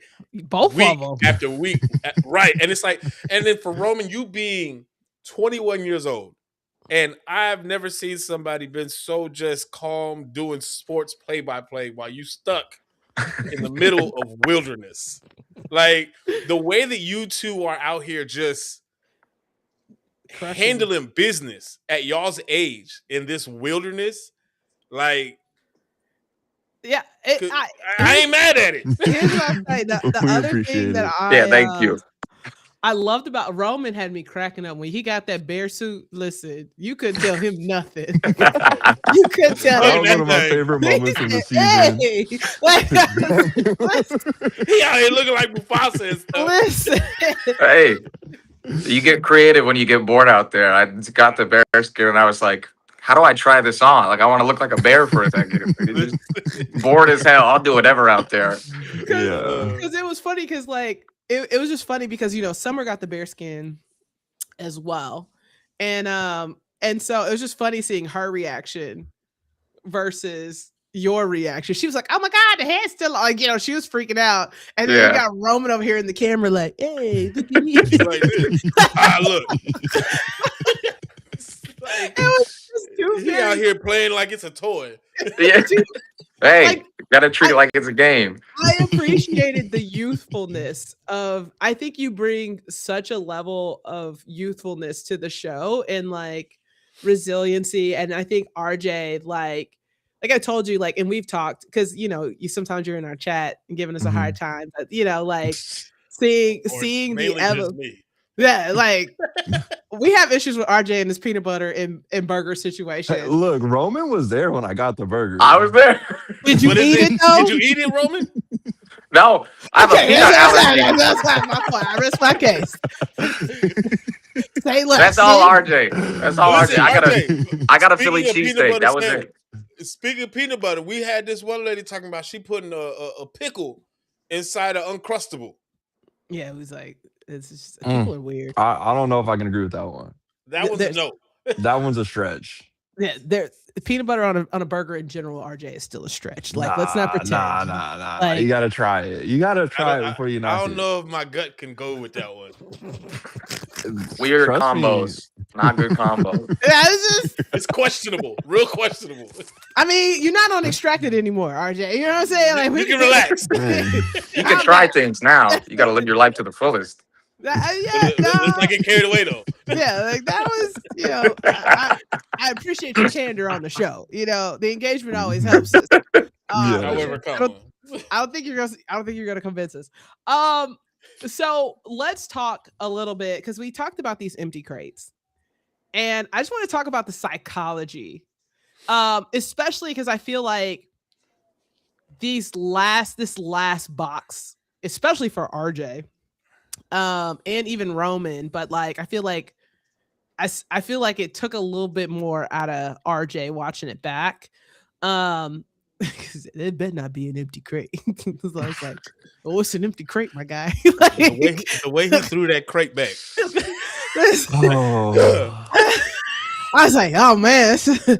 Boy, he said it better not be an empty crate. And I was like, oh, bless his heart. That mug. Don't open it then. I feel not gonna be happy. Oh man. So I want to hear you guys' take on the psychology of seeing this empty crate, like a lot. Yeah, Roman, you want to go first, or? Yeah, my mentality going in was to just expect empty crates the whole time. So, I mean, the only time that I feel like I ever complained while I was out there. Oh, we froze. Did he drop? Connected. Oh, good. There you go. Now you're back. Right. I'm back. Yeah, you're back. You're good. Good. You said the only time you complained while you were out there. Yeah, the only time I ever complained was that initial supply drop when I didn't see any fire making method, and I was like, y'all, I needed fire. Like, just the only thing I ever asked for was fire. And then Dallas is in the camera like, he can catch a fish and eat it raw. And I'm like, bro, that's not what I wanted at all. I asked you for one thing. I swear for the first 2 weeks, Dallas was your worst. He was your worst enemy. Yo, Dallas was straight ops. He was straight ops. Exactly what we needed though. Because my mom is on the other side, like trying to be mama bear for literally everything. So Dallas your brother was definitely cutthroat. Listen. He said he gonna have to ask 3 times before I extract him out. Like 3 days in a row? Good God. Hey, we needed it, but the mentality with the crates was never expect anything. I'm never gonna fault my family for not being able to get me anything because that doesn't help any sort of, optimistic outview or morale. So I was just like, expect empty crates. If you get stuff, I'll be the happiest person in the world. But like, I can't go into it expecting to get anything at all. So it's the right answer, but that's exactly what I was doing. I was just like, you're not going to get anything out here. It's good. It's a good POV. What about you, RJ? I think I kind of had that same mentality where going into it, I was like, okay, well, I know my mom, my aunt are going to have to make some concessions in HQ to just kind of further us along, make alliances, everything like that. So I kind of just took every empty crate with a grain of salt. As long as things were getting taken away from me, whatever I have, I can survive with, was my mentality. I think this last one that we saw me walking up to is missing a little bit of context. Okay. I will say, let's see, what can I say? What can I not say? What can I say? What can I not say? Please don't ruin nothing. Yeah, we only halfway through your moment, RJ. Nothing. This is all stuff that has passed. Okay. But we skipped a challenge. Okay. I know the production asked us not to speak about said challenge, so I'm just gonna say we skipped the challenge, which would have made this hike pointless for me, essentially. Like me going out there, I knew it going into this. I was like, we wouldn't do that challenge, and then my family send me all the way over here to go get a voice message. Like this isn't something that they would do. And I remember pacing around my camp saying, I'm not gonna go do this. I'm not gonna You should go. have listened Like to your gut. I talk to me after the show. All right. Bet. We'll see you in 2 weeks. Yeah. We'll see you in 2 weeks. After the show. Offline. Yeah. We need to after dark. Listen, I go ahead. What I was gonna say, yeah, you saw the clip of my aunt saying like, "Don't go, don't go." That was really that time, right? They kind of spliced that in there. Yeah. But I kind of knew walking up to. I knew it was empty. I knew in the back of my head, like, it's not gonna be empty. And it was kind of me, my banter. Like I said earlier, like whenever I'm going through painful moments, I have to like kind of actualize it in my brain to actually like prepare myself to deal with it. And that was that. It was like, man, if this is empty, I want to go home. If this is empty, Listen, I don't want to do watching this. your mama cry. Oh, that she was heartbroken. Because I'm gonna assume for the both of y'all, correct me if I'm wrong, y'all mama's boys. That's a correct assumption. Yeah. Like coming from a mama's boy, I can spot a mama's boy a mile away. I have a mama's boy. I have a mama's boy radar. You know what I'm saying? I can see it. Seeing your mama cry, RJ, and then seeing your mama Roman like get treated the way like they are, like in a sense of like getting attacked or feeling like watching their babies go through it and watching them go through these emotions, watching Michaela cry, like took me out inside because I was like, I know that feeling. Because when I joined the military, my mom had to see me go deploy. She was crying as this bus is just driving away, and she watching her baby boy. Oh, he's gone. Yeah. So like Michaela watching you suffer and just talking to yourself the way you was talking to on that last box last night, I was like, I know Michaela's just going through it. And then I'm pretty sure you watching it again, because y'all don't get to watch I was the almost HR in stuff tears till last afterwards. night. Yeah. It was rough. Yeah, it's one of those things too, because like you have to make decisions for now and the long haul, right? Because and I think you see this in a lot of shows. Like, we talk about Survivor on Thursdays, but like, like there's always these calculated things, right? Like RJ, you guys now have that interception card. Roman, you guys still have an advantage. And so it's the goal, like it's like, hey, like you don't want to deploy it too early. Right. And I think, a good example of deploying something too early was when Katie's sisters made a really tough decision early out the gate, right? They could have probably picked the middle of the road. Doug had 2 blankets, but they did. That's not the route they went. They went nuclear. And so it backfired so fast. What are you doing? And so I even remember telling Doug, I said, I don't know why nobody took RJ's fishing line. This boy is eating. Like no disrespect. No disrespect, Robert, but like if we were in HQ, I would have taken it for myself. Like, yo, he's every like that's your way of eating. Like this boy is eating every day. Yeah. Like every time I may not be the strongest, but I'm fishing out here. Like I'm the only one eating. Like almost every episode, this man done caught 1 or at least 2 fishes. Yeah, every time you look up, that is a problem. Like, and so like if I'm going back and looking and watching, that was one of the things I told Doug. I said it made no sense why nobody went for Roman's fishing line, because this Joker at this point, you had been fishing. It wasn't like you had just caught one. Like, you know what I'm saying? Like that first one was the domino effect. After that first, you caught that first one. It was slight work after that for Roman. Yo, he was in that Bubba Gump bag. You know what I'm saying? Like in my job. Yep. You know what I'm saying? Like, and so it was just very interesting. And even like as we're watching all this gameplay, I find it very interesting that a lot of stuff is how it's being targeted and some of the threats and how people are perceiving it. And Paul and I were even talking about this morning, and I was like, I don't understand why nobody's taking a shot at Luke. It makes 0 sense. Like there's been no play against them in that team. And it's been very, very interesting kind of watching it. And I think there's a level of, they create enough chaos that probably people don't want to deal with potentially with the repercussions. The fallout. Come back. Give me the smoke. Yo, listen, I have 0 chill. I survived tech. I survived tech. I was built for this. Like I go toe to toe with people like y'all. Like I know how to shut down Listen, I know how to shut down a conference room so quick. Like, I love that. Not a big fan of the personality type, but I know how to deal with it because X amount of years in tech, I've seen them in all shapes, forms, and fashions, right? Because the funny thing is, I think a lot of those like guys like that, especially who play like that, all you have to do is take a good shot. Now you better not miss, but I guarantee you they'll respect your game and they'll probably back off, right? Took that man's fire and made him suffer with that fire bow. Oh, that bow drill. That boy would have been suffering. Yeah, and so it's very interesting. Just kind of like I said, my power rankings are all emotional this week. It is not based on any rationale.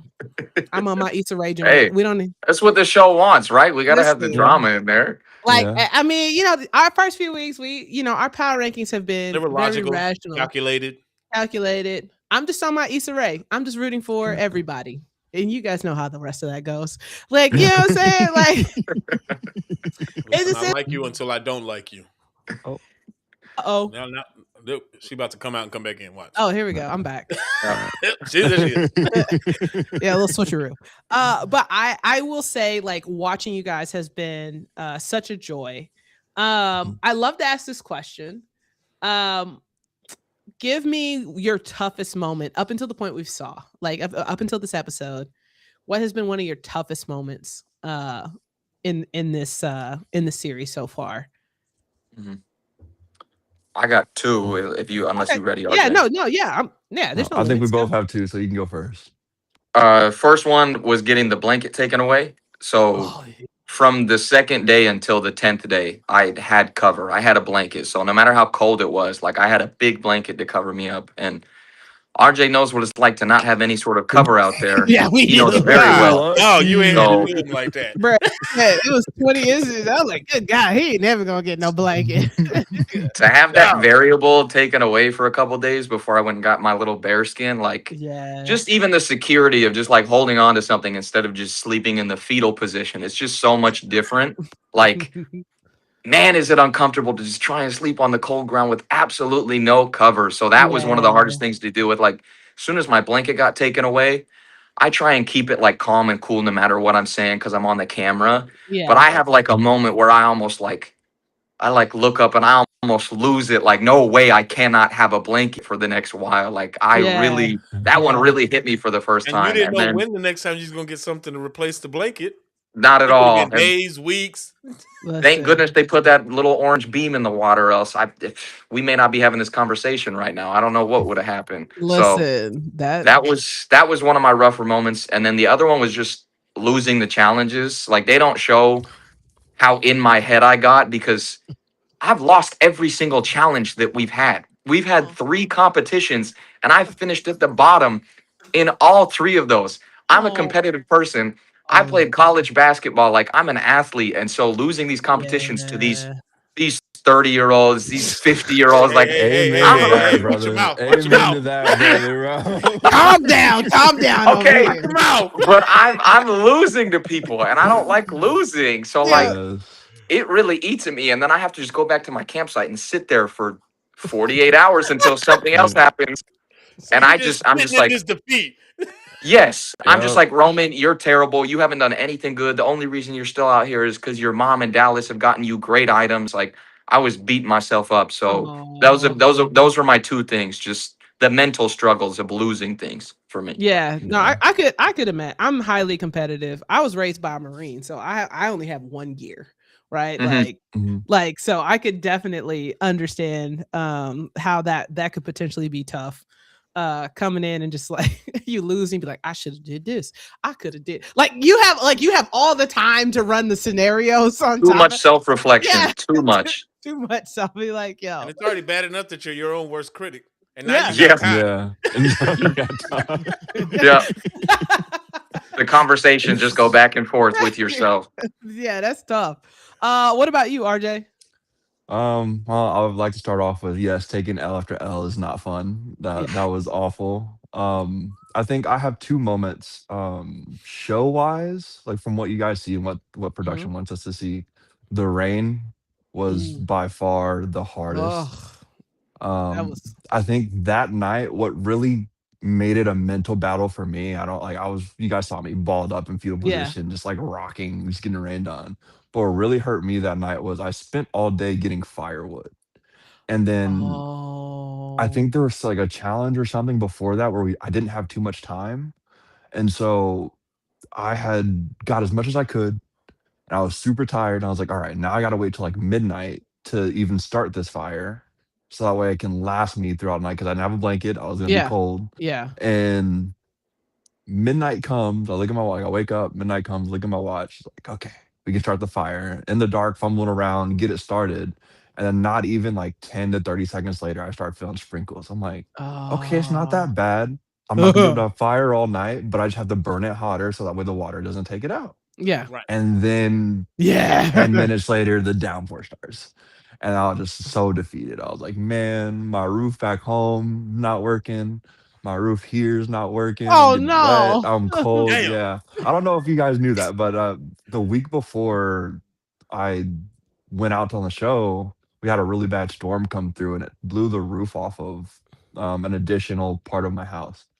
And so we had been dealing with that, and I like just had to leave, and I let Raquel like, babe, I'm sorry, but you have to handle this while I'm gone. So Damn. yeah, I was just like, man, life sucks. Like it was just mentally, I was just like, dude, roof here You're don't work, tapped roof out mentally. home don't work, fire. Like the Lord said, no fire tonight. I got no blanket. Like this is just take me out, just get me out of here. I was worried. I was worried about you for sure that episode. I was worried about the shelter.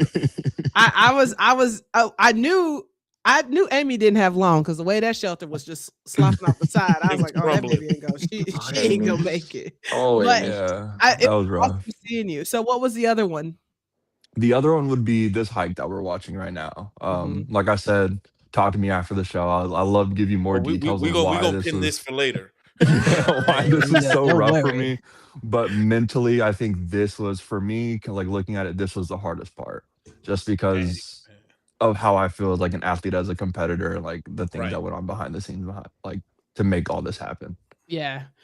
No, it's been a very interesting journey. And like we love talking to you all because we always get a different lens of Yeah. kind of what's happening. And like even just with Michaela and Lindsay, your mom's on the show, like just kind of I was like, is it this chaotic? And she's like, oh yeah, like the stress there.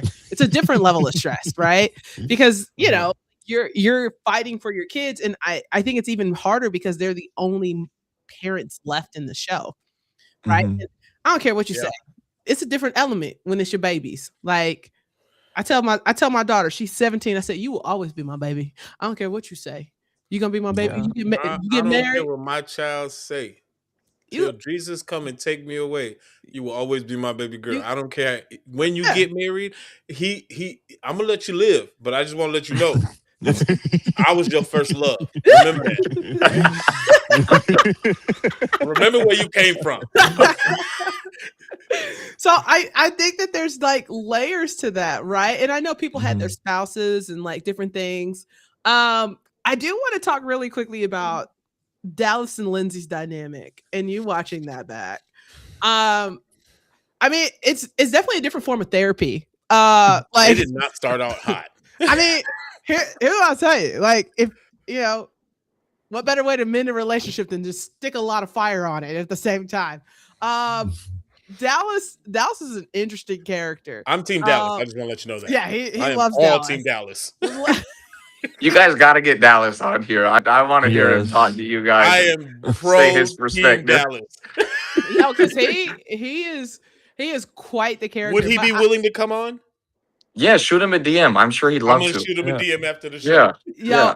I think what's so funny, particularly about Dallas, is like even in the show though, you start to watch him evolve as a person, right? Even though he was just like, I ain't into that mushy stuff, but my mom, you know what I'm saying? He's like, I question his love for you a little bit, Roman. Yeah, you know what I'm saying? His He's love like, for you, like how real it was. But as the show went on, I was like, oh yeah, that's his brother. Yeah. He's like, I ain't into all this love languages and stuff like that. I was just like, okay, love languages. Nobody shows tough love like Dallas does. Like There is I said it from the beginning. It was a little bit harsh, but like Dallas is here to win a competition. He's willing to watch me suffer through anything. Like if I don't say take Is me that your out, big brother? he's not gonna care. That's big bro. Like That's big he brother does not tendencies right care. there. Oh, that was established. I think episode 1 or 2, he was like, "We're here to win money." The fact Yeah. that you hid the card from your mother, and she didn't even notice it till a week later that it was missing. Yeah, is the problem. Yeah, but I gotta give Dallas a little bit of a shout out.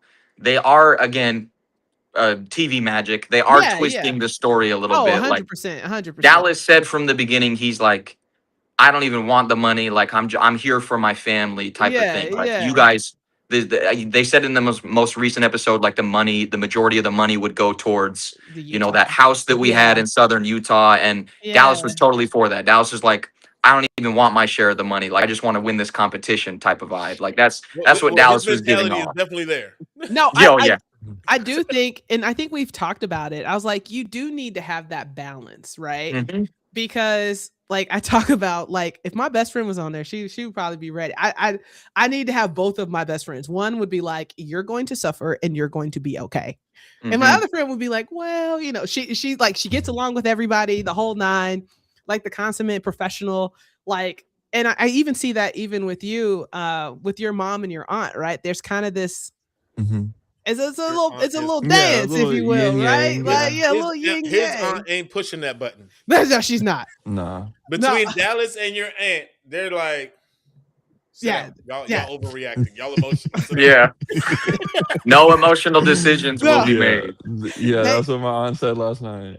Yeah, it's evident. She said, we're not playing this card. And you're sit down.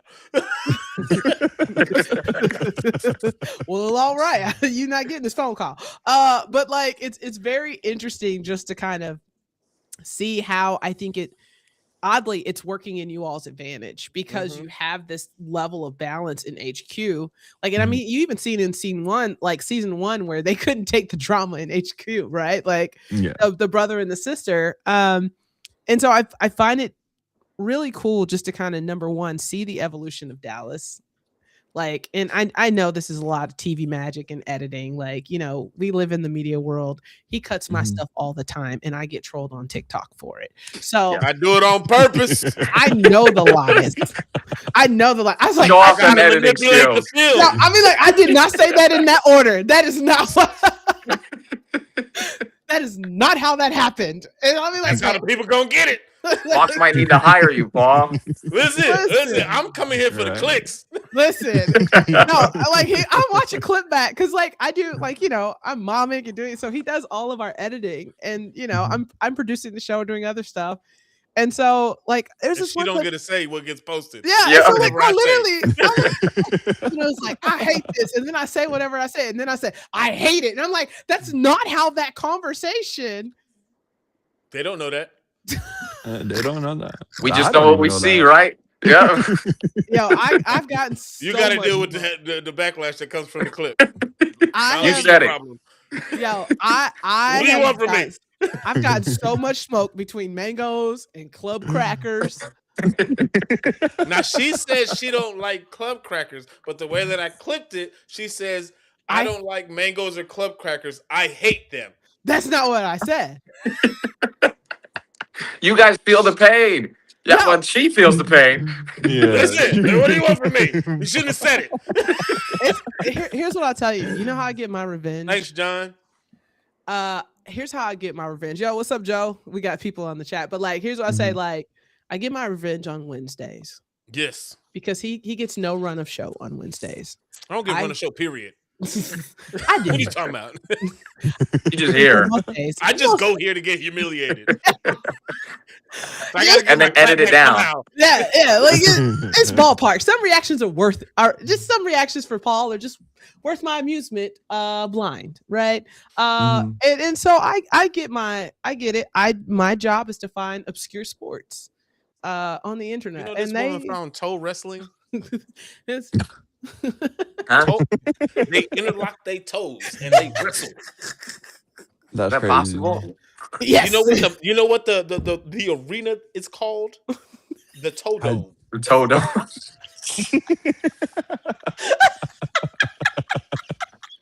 They've been doing this since 1970. You're lying. No, it's Swear to God. You're lying. Just in the U.S. No, it's in the UK. It's in the UK. I'm not Okay, lying. That tracks. That Yeah, tracks. Yeah, that tracks. That tracks. It's called Toad Championship Wrestling. Like, I'm gonna have to look this up. It's bad.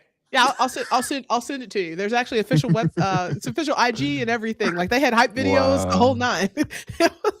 And there's different age range from kids to grandmas. Of course. Yeah. What? Grandma's you toe wrestling? Grandma's out here toe wrestling. Big toes getting cracked. It is exactly what you think it is. It is terrible. So, you know, Every single Wednesday, she finds something to piss me off. I mean, you know, have you guys heard of hobby horsing? Have you seen that? No. Oh my gosh. Let me guys. explain to you what No, God, listen. Y'all have so much, don't you?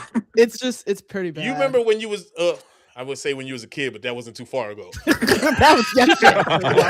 You remember last week? You ever seen those toys where it has the broomstick and it has the horse head on top of it? Yeah. Mm-hmm. All right, now hold that for a second, right? You know, there's this sport called where they get on actual horses and they're trolloping against, jumping on gates and Obstacle courses. Yeah, right? yeah. Yeah. Now replace the real horse with the fake horse on a stick. It's called hobby horsing. You just run around. Like you're just hurling over obstacles with your legs with a head's horse on a stick. You used to play that in the backyard. That's not a real sport. This is on sports channels. Like it's called hobby horsing. This it's is real. real. Is it practice This is for, real like, competition. Real equestrian? No, it's just So it's you the just full equestrian stop. That's without it. the That's horse. where you go. like like there's like championships and like there are people they jump over the hurdles. This is on network television. It's called hobby horsing. It's a real thing. Like How I do will you not even believe score this. that? you can listen. A You hobby should've seen what horse. she found last week. A hobby horse will set you back about $300 if you get the top tier giant. You know? Like, brother, when I tell you, It's a passion sport. What? Like you can buy stables, like you can buy little custom stables. Oh no. Oh, no. You know what a ferret is? Oh, that was Yeah. Yes. All right. So in the UK, because most of these come from over there, because it tracks. They're weird. Yep. They get 2 ferrets. You duct tape your bottom pants of your legs, right? Tape them closed. You put 2 ferrets in your pants, close them up, and try to last as long as possible while they crawl and bite on your legs. It's what Guess what the longest person lasted? Just guess. Oh. It can't be that long. I'm gonna say like a minute, 20 seconds. All right, cool. That's cute. What you got, RJ? I said 10 minutes. Go ahead, LaToya. Tell him what it was. what was it, like 45 minutes? 5 hours and Oh no! 46 Oh yeah, it minutes. was 5 hours. That's right. I forgot 5 about that. hours and 46.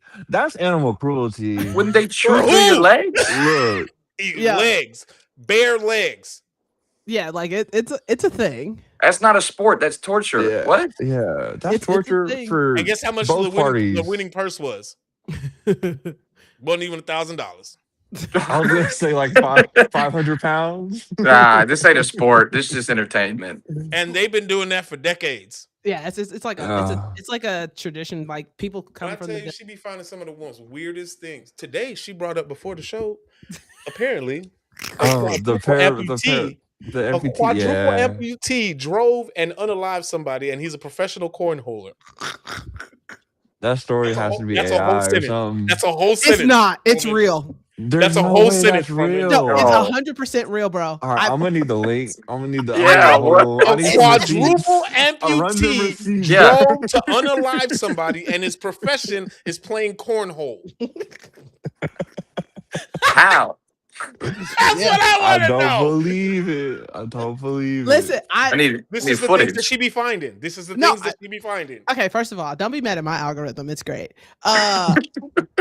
I've trained it for the foolishness. Okay. This is what I got to deal with on a weekly basis, people. But it's not my fault that came up on my feed. Like, you know what I'm saying? Like I mean, it is, but You trained it. Listen, she's the one over here cultivating it like a freaking pie. Yeah. You don't want to see that search history on TikTok. No, listen, some of it just randomly comes through. Nah, ain't no random. She do this on purpose. Ain't no random. I mean, my Facebook is my Facebook. I can't control what comes up. That's just, it just kind of lands that way. But yeah, it is a real story. He is a real professional cornholer.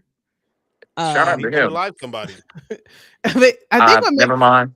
I think what makes the story so crazy is like, because he drove to pick up the people. Do you know what I'm saying? He's like, he drove and picked up witness 1, witness 2. And then old boy was in the passenger seat next to him. Like, this story is send me the link, please. I need the whole link. Yeah. Ain't no way. It's real. When she Ain't said no way. the thing, she was like, is it wrong that I laugh so hard? It's just like, okay. Because it's just the title itself. Just Yeah, imagine. just the title. Fake. Just imagine, right? It's got to be clickbait. Like, literally, see, Joe said literally read through it all on business call earlier because there was too much going on. The tagline had me dying. Yo, like he's made ESPN. He's on ESPN. He just sent me a link. My boy Joe just said, listen. He's the greatest cornhole player ever. I mean, can you argue it? Right? But like, how are you throwing it? You're like, I told you he got that little joint, like, you know what I'm saying? He got I think he got like a little how do you, like this thing, you're in court and you got to explain how your nubs was able to comprehend unaliving somebody. It's not fair. Like, you're like this, so this is how it happened. Like, well, Your Honor, so in theory, I went like this. Oh. What is wrong with you? Yeah, you wrong for that, Paul. Listen, so here. Well, listen, you can't tell me you didn't think it. Earlier he said Definitely it was Lieutenant Dan. He called him Lieutenant Dan from Forrest Gump. It's Lieutenant Dan with no hands.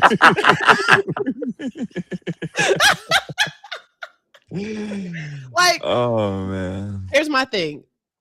I'm gonna read you exactly what I read, and I had to stop and like examine to see if it was real. This is literally what the line said on the post.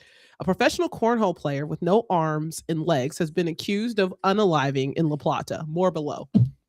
That was the original headline. I was like, I've got to see where this goes. He ran from the cops. He didn't run from the cops. He wobbled. He rolled away. Ooh, yeah. I gotta stop. Nope, we're not doing that. Oh no! There was one comment she said they put him in a bag because they couldn't handcuff him. They said instead of cuffing him, they duffled him. Come here. Like, where you going? I'm just here reading comments. Like, it's not me saying these things. This is the internet. Like, you know what I'm saying? Like, it's just somebody literally said, I'm gonna go out on a limb here and say this is something that has everyone, can we agree, has us stumped. Like, it writes itself. You know? Somebody else said, okay. Luckily, when they found him, he didn't run and was unarmed. I'm not writing this. I got a question, right? What? If you a quadruple amputee, right? And you locked up and they say, hey, what you in for? Murder. How do you tell that story to make it sound believable? You don't. You can't believe He's that. not letting you go in there with no prosthetic. No, there is not a shadow of a doubt that boy is in PC, because you can't put him in Gen Pop. I don't see you too many 60 days in. That is not going to end well. He is 100% around like a good pillow. It would be really interesting. We might need that. What, 60 days in on? Listen, 60 days in is, if you haven't watched it on A&E, how do it's you stressful. explain that in court? I mean, I told you it's on. He has a IG showing him. Do you plead guilty? Raise your right hand. Which one? There are no fingerprints. Wait. Right? There were no fingerprints found on the gun. Raise your right hand. How does he take an oath? Like he ain't got no hand or foot in it. Like He raised his shoulder. Like I don't. He have it like here because that's how I think he played cornhole. Like because I think it's like to the elbow, and I think he got like a little hook situation. I like just based on what I saw. He looked like a plush doll, like a good plush China doll. That's probably what he looked like. You guys are wrong. You guys are wrong for this. I'm here all day. I'm here all day.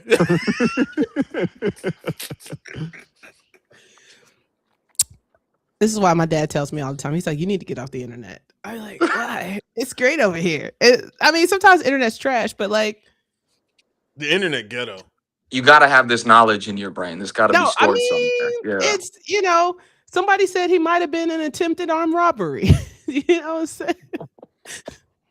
I'm not saying these guys. This is a comment section. Like this isn't Toya. Yeah. Like now, Paul. That's all Paul over there. Like that's. I'm gonna tell you right now. If you ever want to have a good time on Facebook, go over to my Facebook. Don't. It's the ghetto. For everybody else, it's a playground for me. It is. If you want to laugh and be triggered all simultaneously, go follow. I'm purposely pissing people off on a daily basis. He's a professional. That's what the internet's all about now, right? Just rage people. I'm retired. I got nothing but time.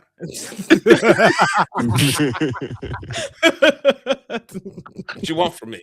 Like, I mean, like, why do you just go and just inflammatory? Like I'm scrolling sometimes and I'll see something. I'm like, ooh, I could do that, but let me twist it up a little bit. I like. What y'all think of this? Oh, sometimes I'll be like, Paul, it's 7:00 in the morning. Can we get past the first? Get our day started. It could be at 2 in the morning. Exactly, RJ. From the jump, huh, Paul? Listen, I gotta get something ready for the morning. So sometimes I wake up at 2 in the morning and I'll go through stuff and I'll save things on my phone and I'll purposely schedule them to pop off at 7, 8 o'clock in the morning. So by the time I get back from dropping the kid off at school, I sit on my little couch, I sit back, and just start scrolling, and then just argue with people. What have I created today? Yeah. And this is my routine. I'll light the fire for like 15, 20 minutes and I'll build the comment section up for like 50, 60 comments, right? And I'll leave enough fuel there and then I'll just away.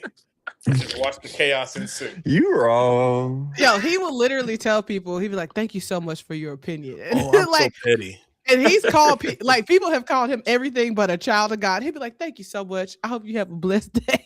Like, why? And they don't know to be upset or not. It makes them more angry. You can't leave them with. Sometimes you'll get those few people that don't believe in God, and I'm like, "Oh, God bless you." Well, I don't believe in God. Well, I'm still praying for you. God bless you.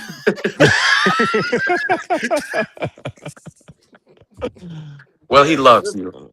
God loves you listen. very much. It'd be like, yo, you wouldn't have so much anger in these comments, maybe, you know. But I know we've went over it, y'all. It's been a blast. We're gonna have to do this again. Yes. I know we're gonna eventually. I'd love to be able to bring you guys maybe even on for some Food Fight Fridays. I know RJ has stuck around. He's witnessed it firsthand. Listen, I'll need to pop in now. See what that's about. Food Fight Friday. It's just big activities. It just depends on what. It's legit. Hey, you heard it last episode. I can eat a whole pan of food, so listen, I may have quick metabolism, but I'm right there. Look, he got your superpower. She asked what two superpowers that I would want. I said I took RJ's. Which one did you say? Teleporting? Teleportation, yeah. Teleportation, and my second superpower would be high metabolism. She laughed at me. I got it. It's amazing. It's amazing. I used to have it too when I was your age. Listen, I'm holding on to it. You know, we do things like we microwaved a zebra cake. That was delicious. I love zebra cakes. Yo, microwave it for 5 seconds. It will change your life. Just 5 seconds? 5 seconds. 5 seconds. Just nuke it for 5 seconds. Yep. Okay. You know that cream filling in the middle? Yeah. The cakes absorb it. Yeah. Oh, buttery goodness. Whoa. Yeah, okay. It would change your life. Y'all are onto something here. Listen, TikTok be putting us on. Like we've gotten an entire HEB cornbread with brisket and beans and all the fixings, and sour cream, like jalapeno and like, that was wise and unwise. because that was sleep literally right after the show. We were struggling to finish the show because like the itis had kicked in. I ate it all. Like that idea. Yeah, like I was just like, level. He's like, I got my insulin. Take your insulin. It was worth it. It was worth it. It was. My dietitian did not like it the next day. She did he not be like lying. He be lying to his dietitian. He don't tell her everything. He don't tell her nothing. As you should.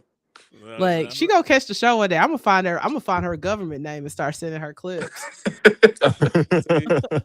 Just proof of what he did yesterday. Be like, she be looking at the numbers because I got a sensor on my arm and she has access to my numbers and she be like, Paul, what happened on Thursday? Or what happened last Friday? Nothing. Why'd your numbers rise? I just had a bad day. No, did you? You had 2 microwave zebra cakes. Hey, mind your business. In less than 15 minutes. It was a stressful Thursday. And some hummus and pita chips. Like I asked her if hummus was a good thing to eat. She goes, yeah, just don't eat it with pita chips. I'm like, I already got the pita chips. Yeah. Eat them anyway. That always food. Look, we appreciate y'all coming here though. For real. Yo, this is been awesome. Thanks for having us. I'm gonna hit up Dallas though off air to see because I need to see his brain. Yep, you need to. Everybody needs to. Yeah, we are definitely gonna have you guys back. It was such a blast. I think we're probably concocting. We'll be at least on air until the end of May, and then we'll take a break for season 4 now. Wait, season 3. Season 3, man. What you doing? I don't know. Like school came back from back to school, and the brain ain't processing. My brain's still on spring break. Yeah, spring break. I appreciate you speaking season 4, into existence. But let's get to 3 first. Yeah, let's see how 3 goes first. Yeah, listen. I don't know. Let's see if you don't fire me again by then. I fire you at least once a week, so it's fine.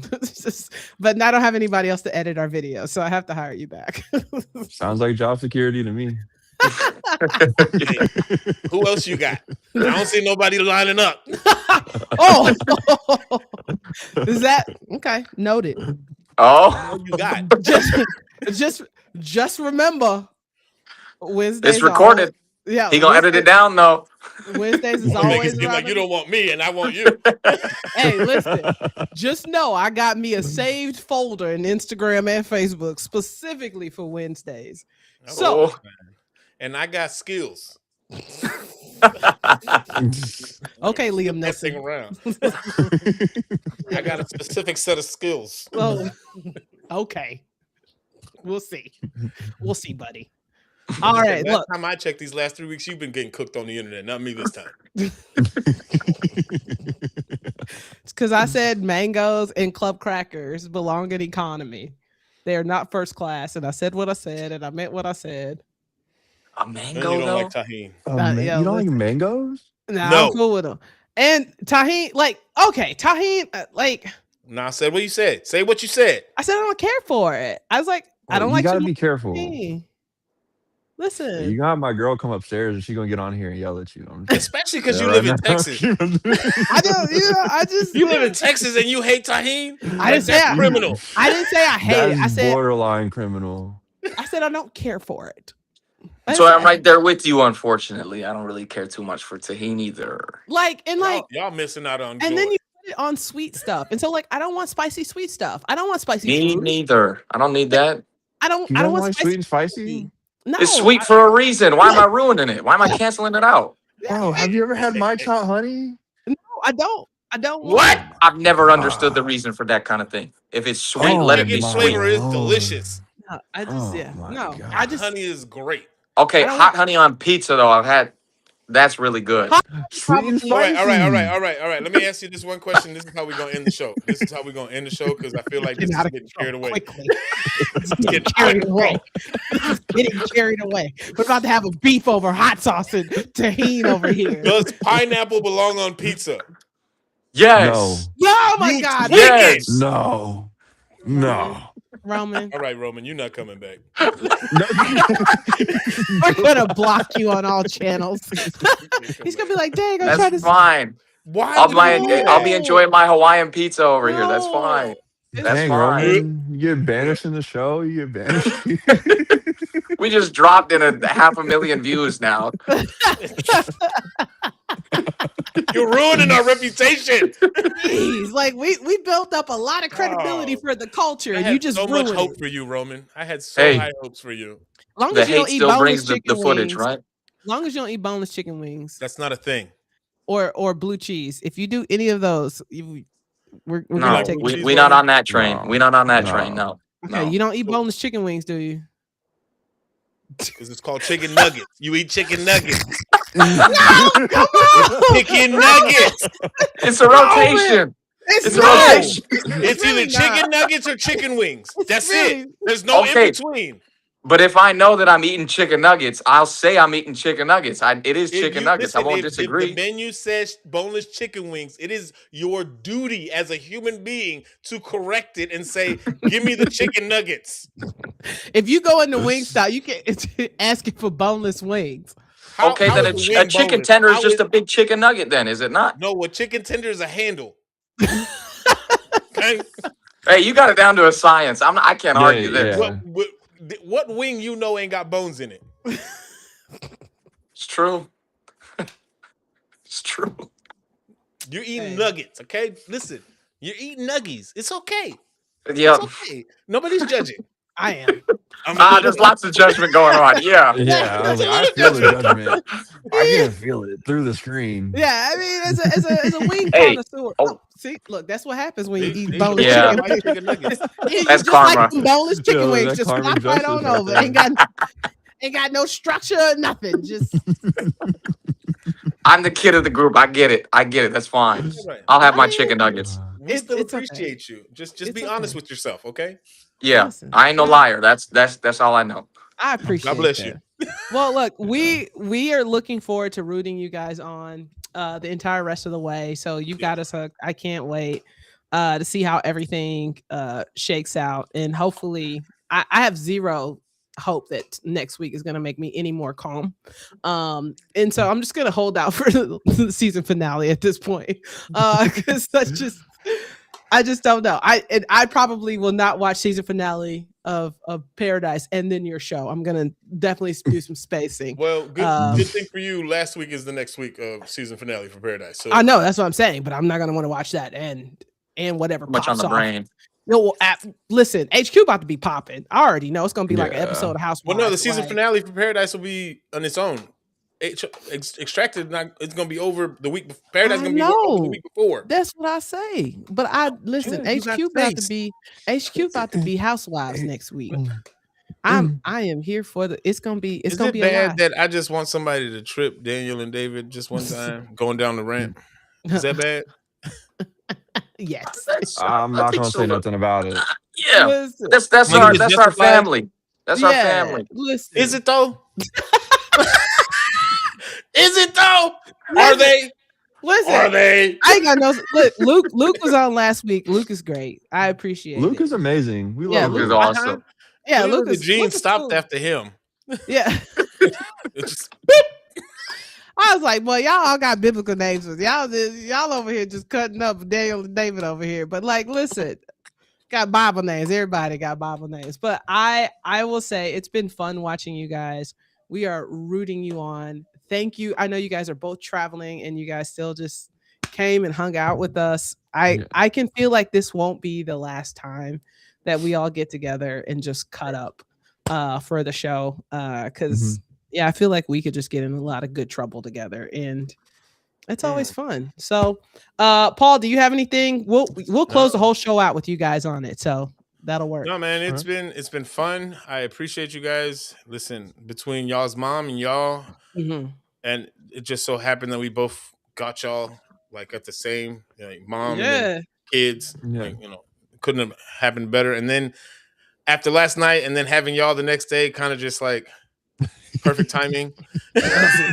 But you guys were great. Listen, like you said, RJ, again, it's my humblest apologies for disrespecting you these last 8 weeks. Apology accepted. It's Roman, you keep trucking, and hopefully, For the record, y'all are both higher in my rankings than his. I just want to put that out there. First of all, Fine. first of all, we got to be underdogs for a reason at some point, right? I just want to let you guys know.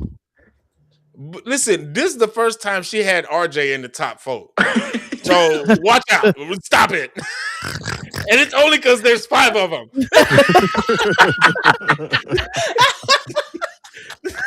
Hey, you top 5, RJ. You top 5 right now, man. I know, right? Top 5, we made relax. Listen, I got you. That's all. I'm just saying both of y'all higher in my ranking. That's all. I'm just, by 1 spot. Hey. 1 spot. What happened? What happened? He didn't like that. I said I was sorry. It went completely dark. He gonna come back. Listen. Rankings are rankings. We respect it regardless. I know it's TV as much as I hate it. Bring him back in when he come back. TV. There we go. Oh no, we think we lost him. Oh, you took him out? I took him out. I'm gonna bring him back in when he gets in. Okay. Well, I was getting ready to close out the show anyway. So. Okay. Well, hallelujah. All right. Oh yeah, he's gone. He's gone. All right, y'all. Listen, thank you so much for joining us. Shout out to Roman and to RJ for joining us. Just know we count it an honor and a privilege that you come to hang out with us every single day. So shout outs to the lunch crew. That's all of our people. So whether it is, there he goes. Whether it is day 1 or he came back. Whether he needed a moment. I know, right? He virtually left the room, Paul. Look what you did. He virtually left the room. Can't edit that. Listen, but special shout outs to our lunch crew. So whether you are day 1 or today is your day 1, we just want to say thank you so much for your support. We appreciate it. Once again, thank you, RJ. Thank you, Roman. It's been such a blast to hang out with you guys. And I'll let Paul close it out. Man, yeah, thank you guys again. Today was a great show. You guys are great. You guys are awesome. Yeah. We're rooting for you guys wholeheartedly. You guys are fun to watch. Yes. It's been super entertaining to see y'all from day 1 to where y'all at now since last night. So however this ends, y'all still good in our book regardless. Yes. But for everybody watching, thank y'all again for tuning in today. Special shout out to our guests, our chat, our TikTok chat, YouTube, Facebook. And remember, at the end of the day, the world is a better place with you in it. We'll see y'all tomorrow. Peace. Bye. Thank you for having us. Thank you, guys.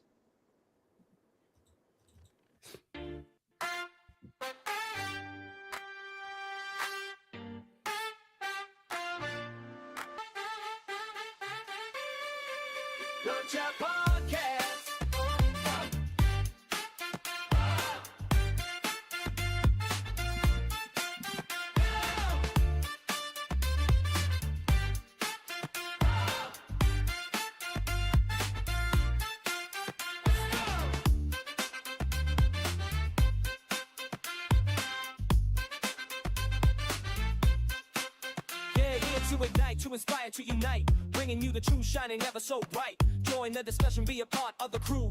Every single episode, something fresh and new. From the first bite to the last, we're serving up the best, putting every theory to the ultimate test. So leaning close, don't miss a single beat. The Lunch Hour Podcast can't be beat. Lunch Hour Podcast.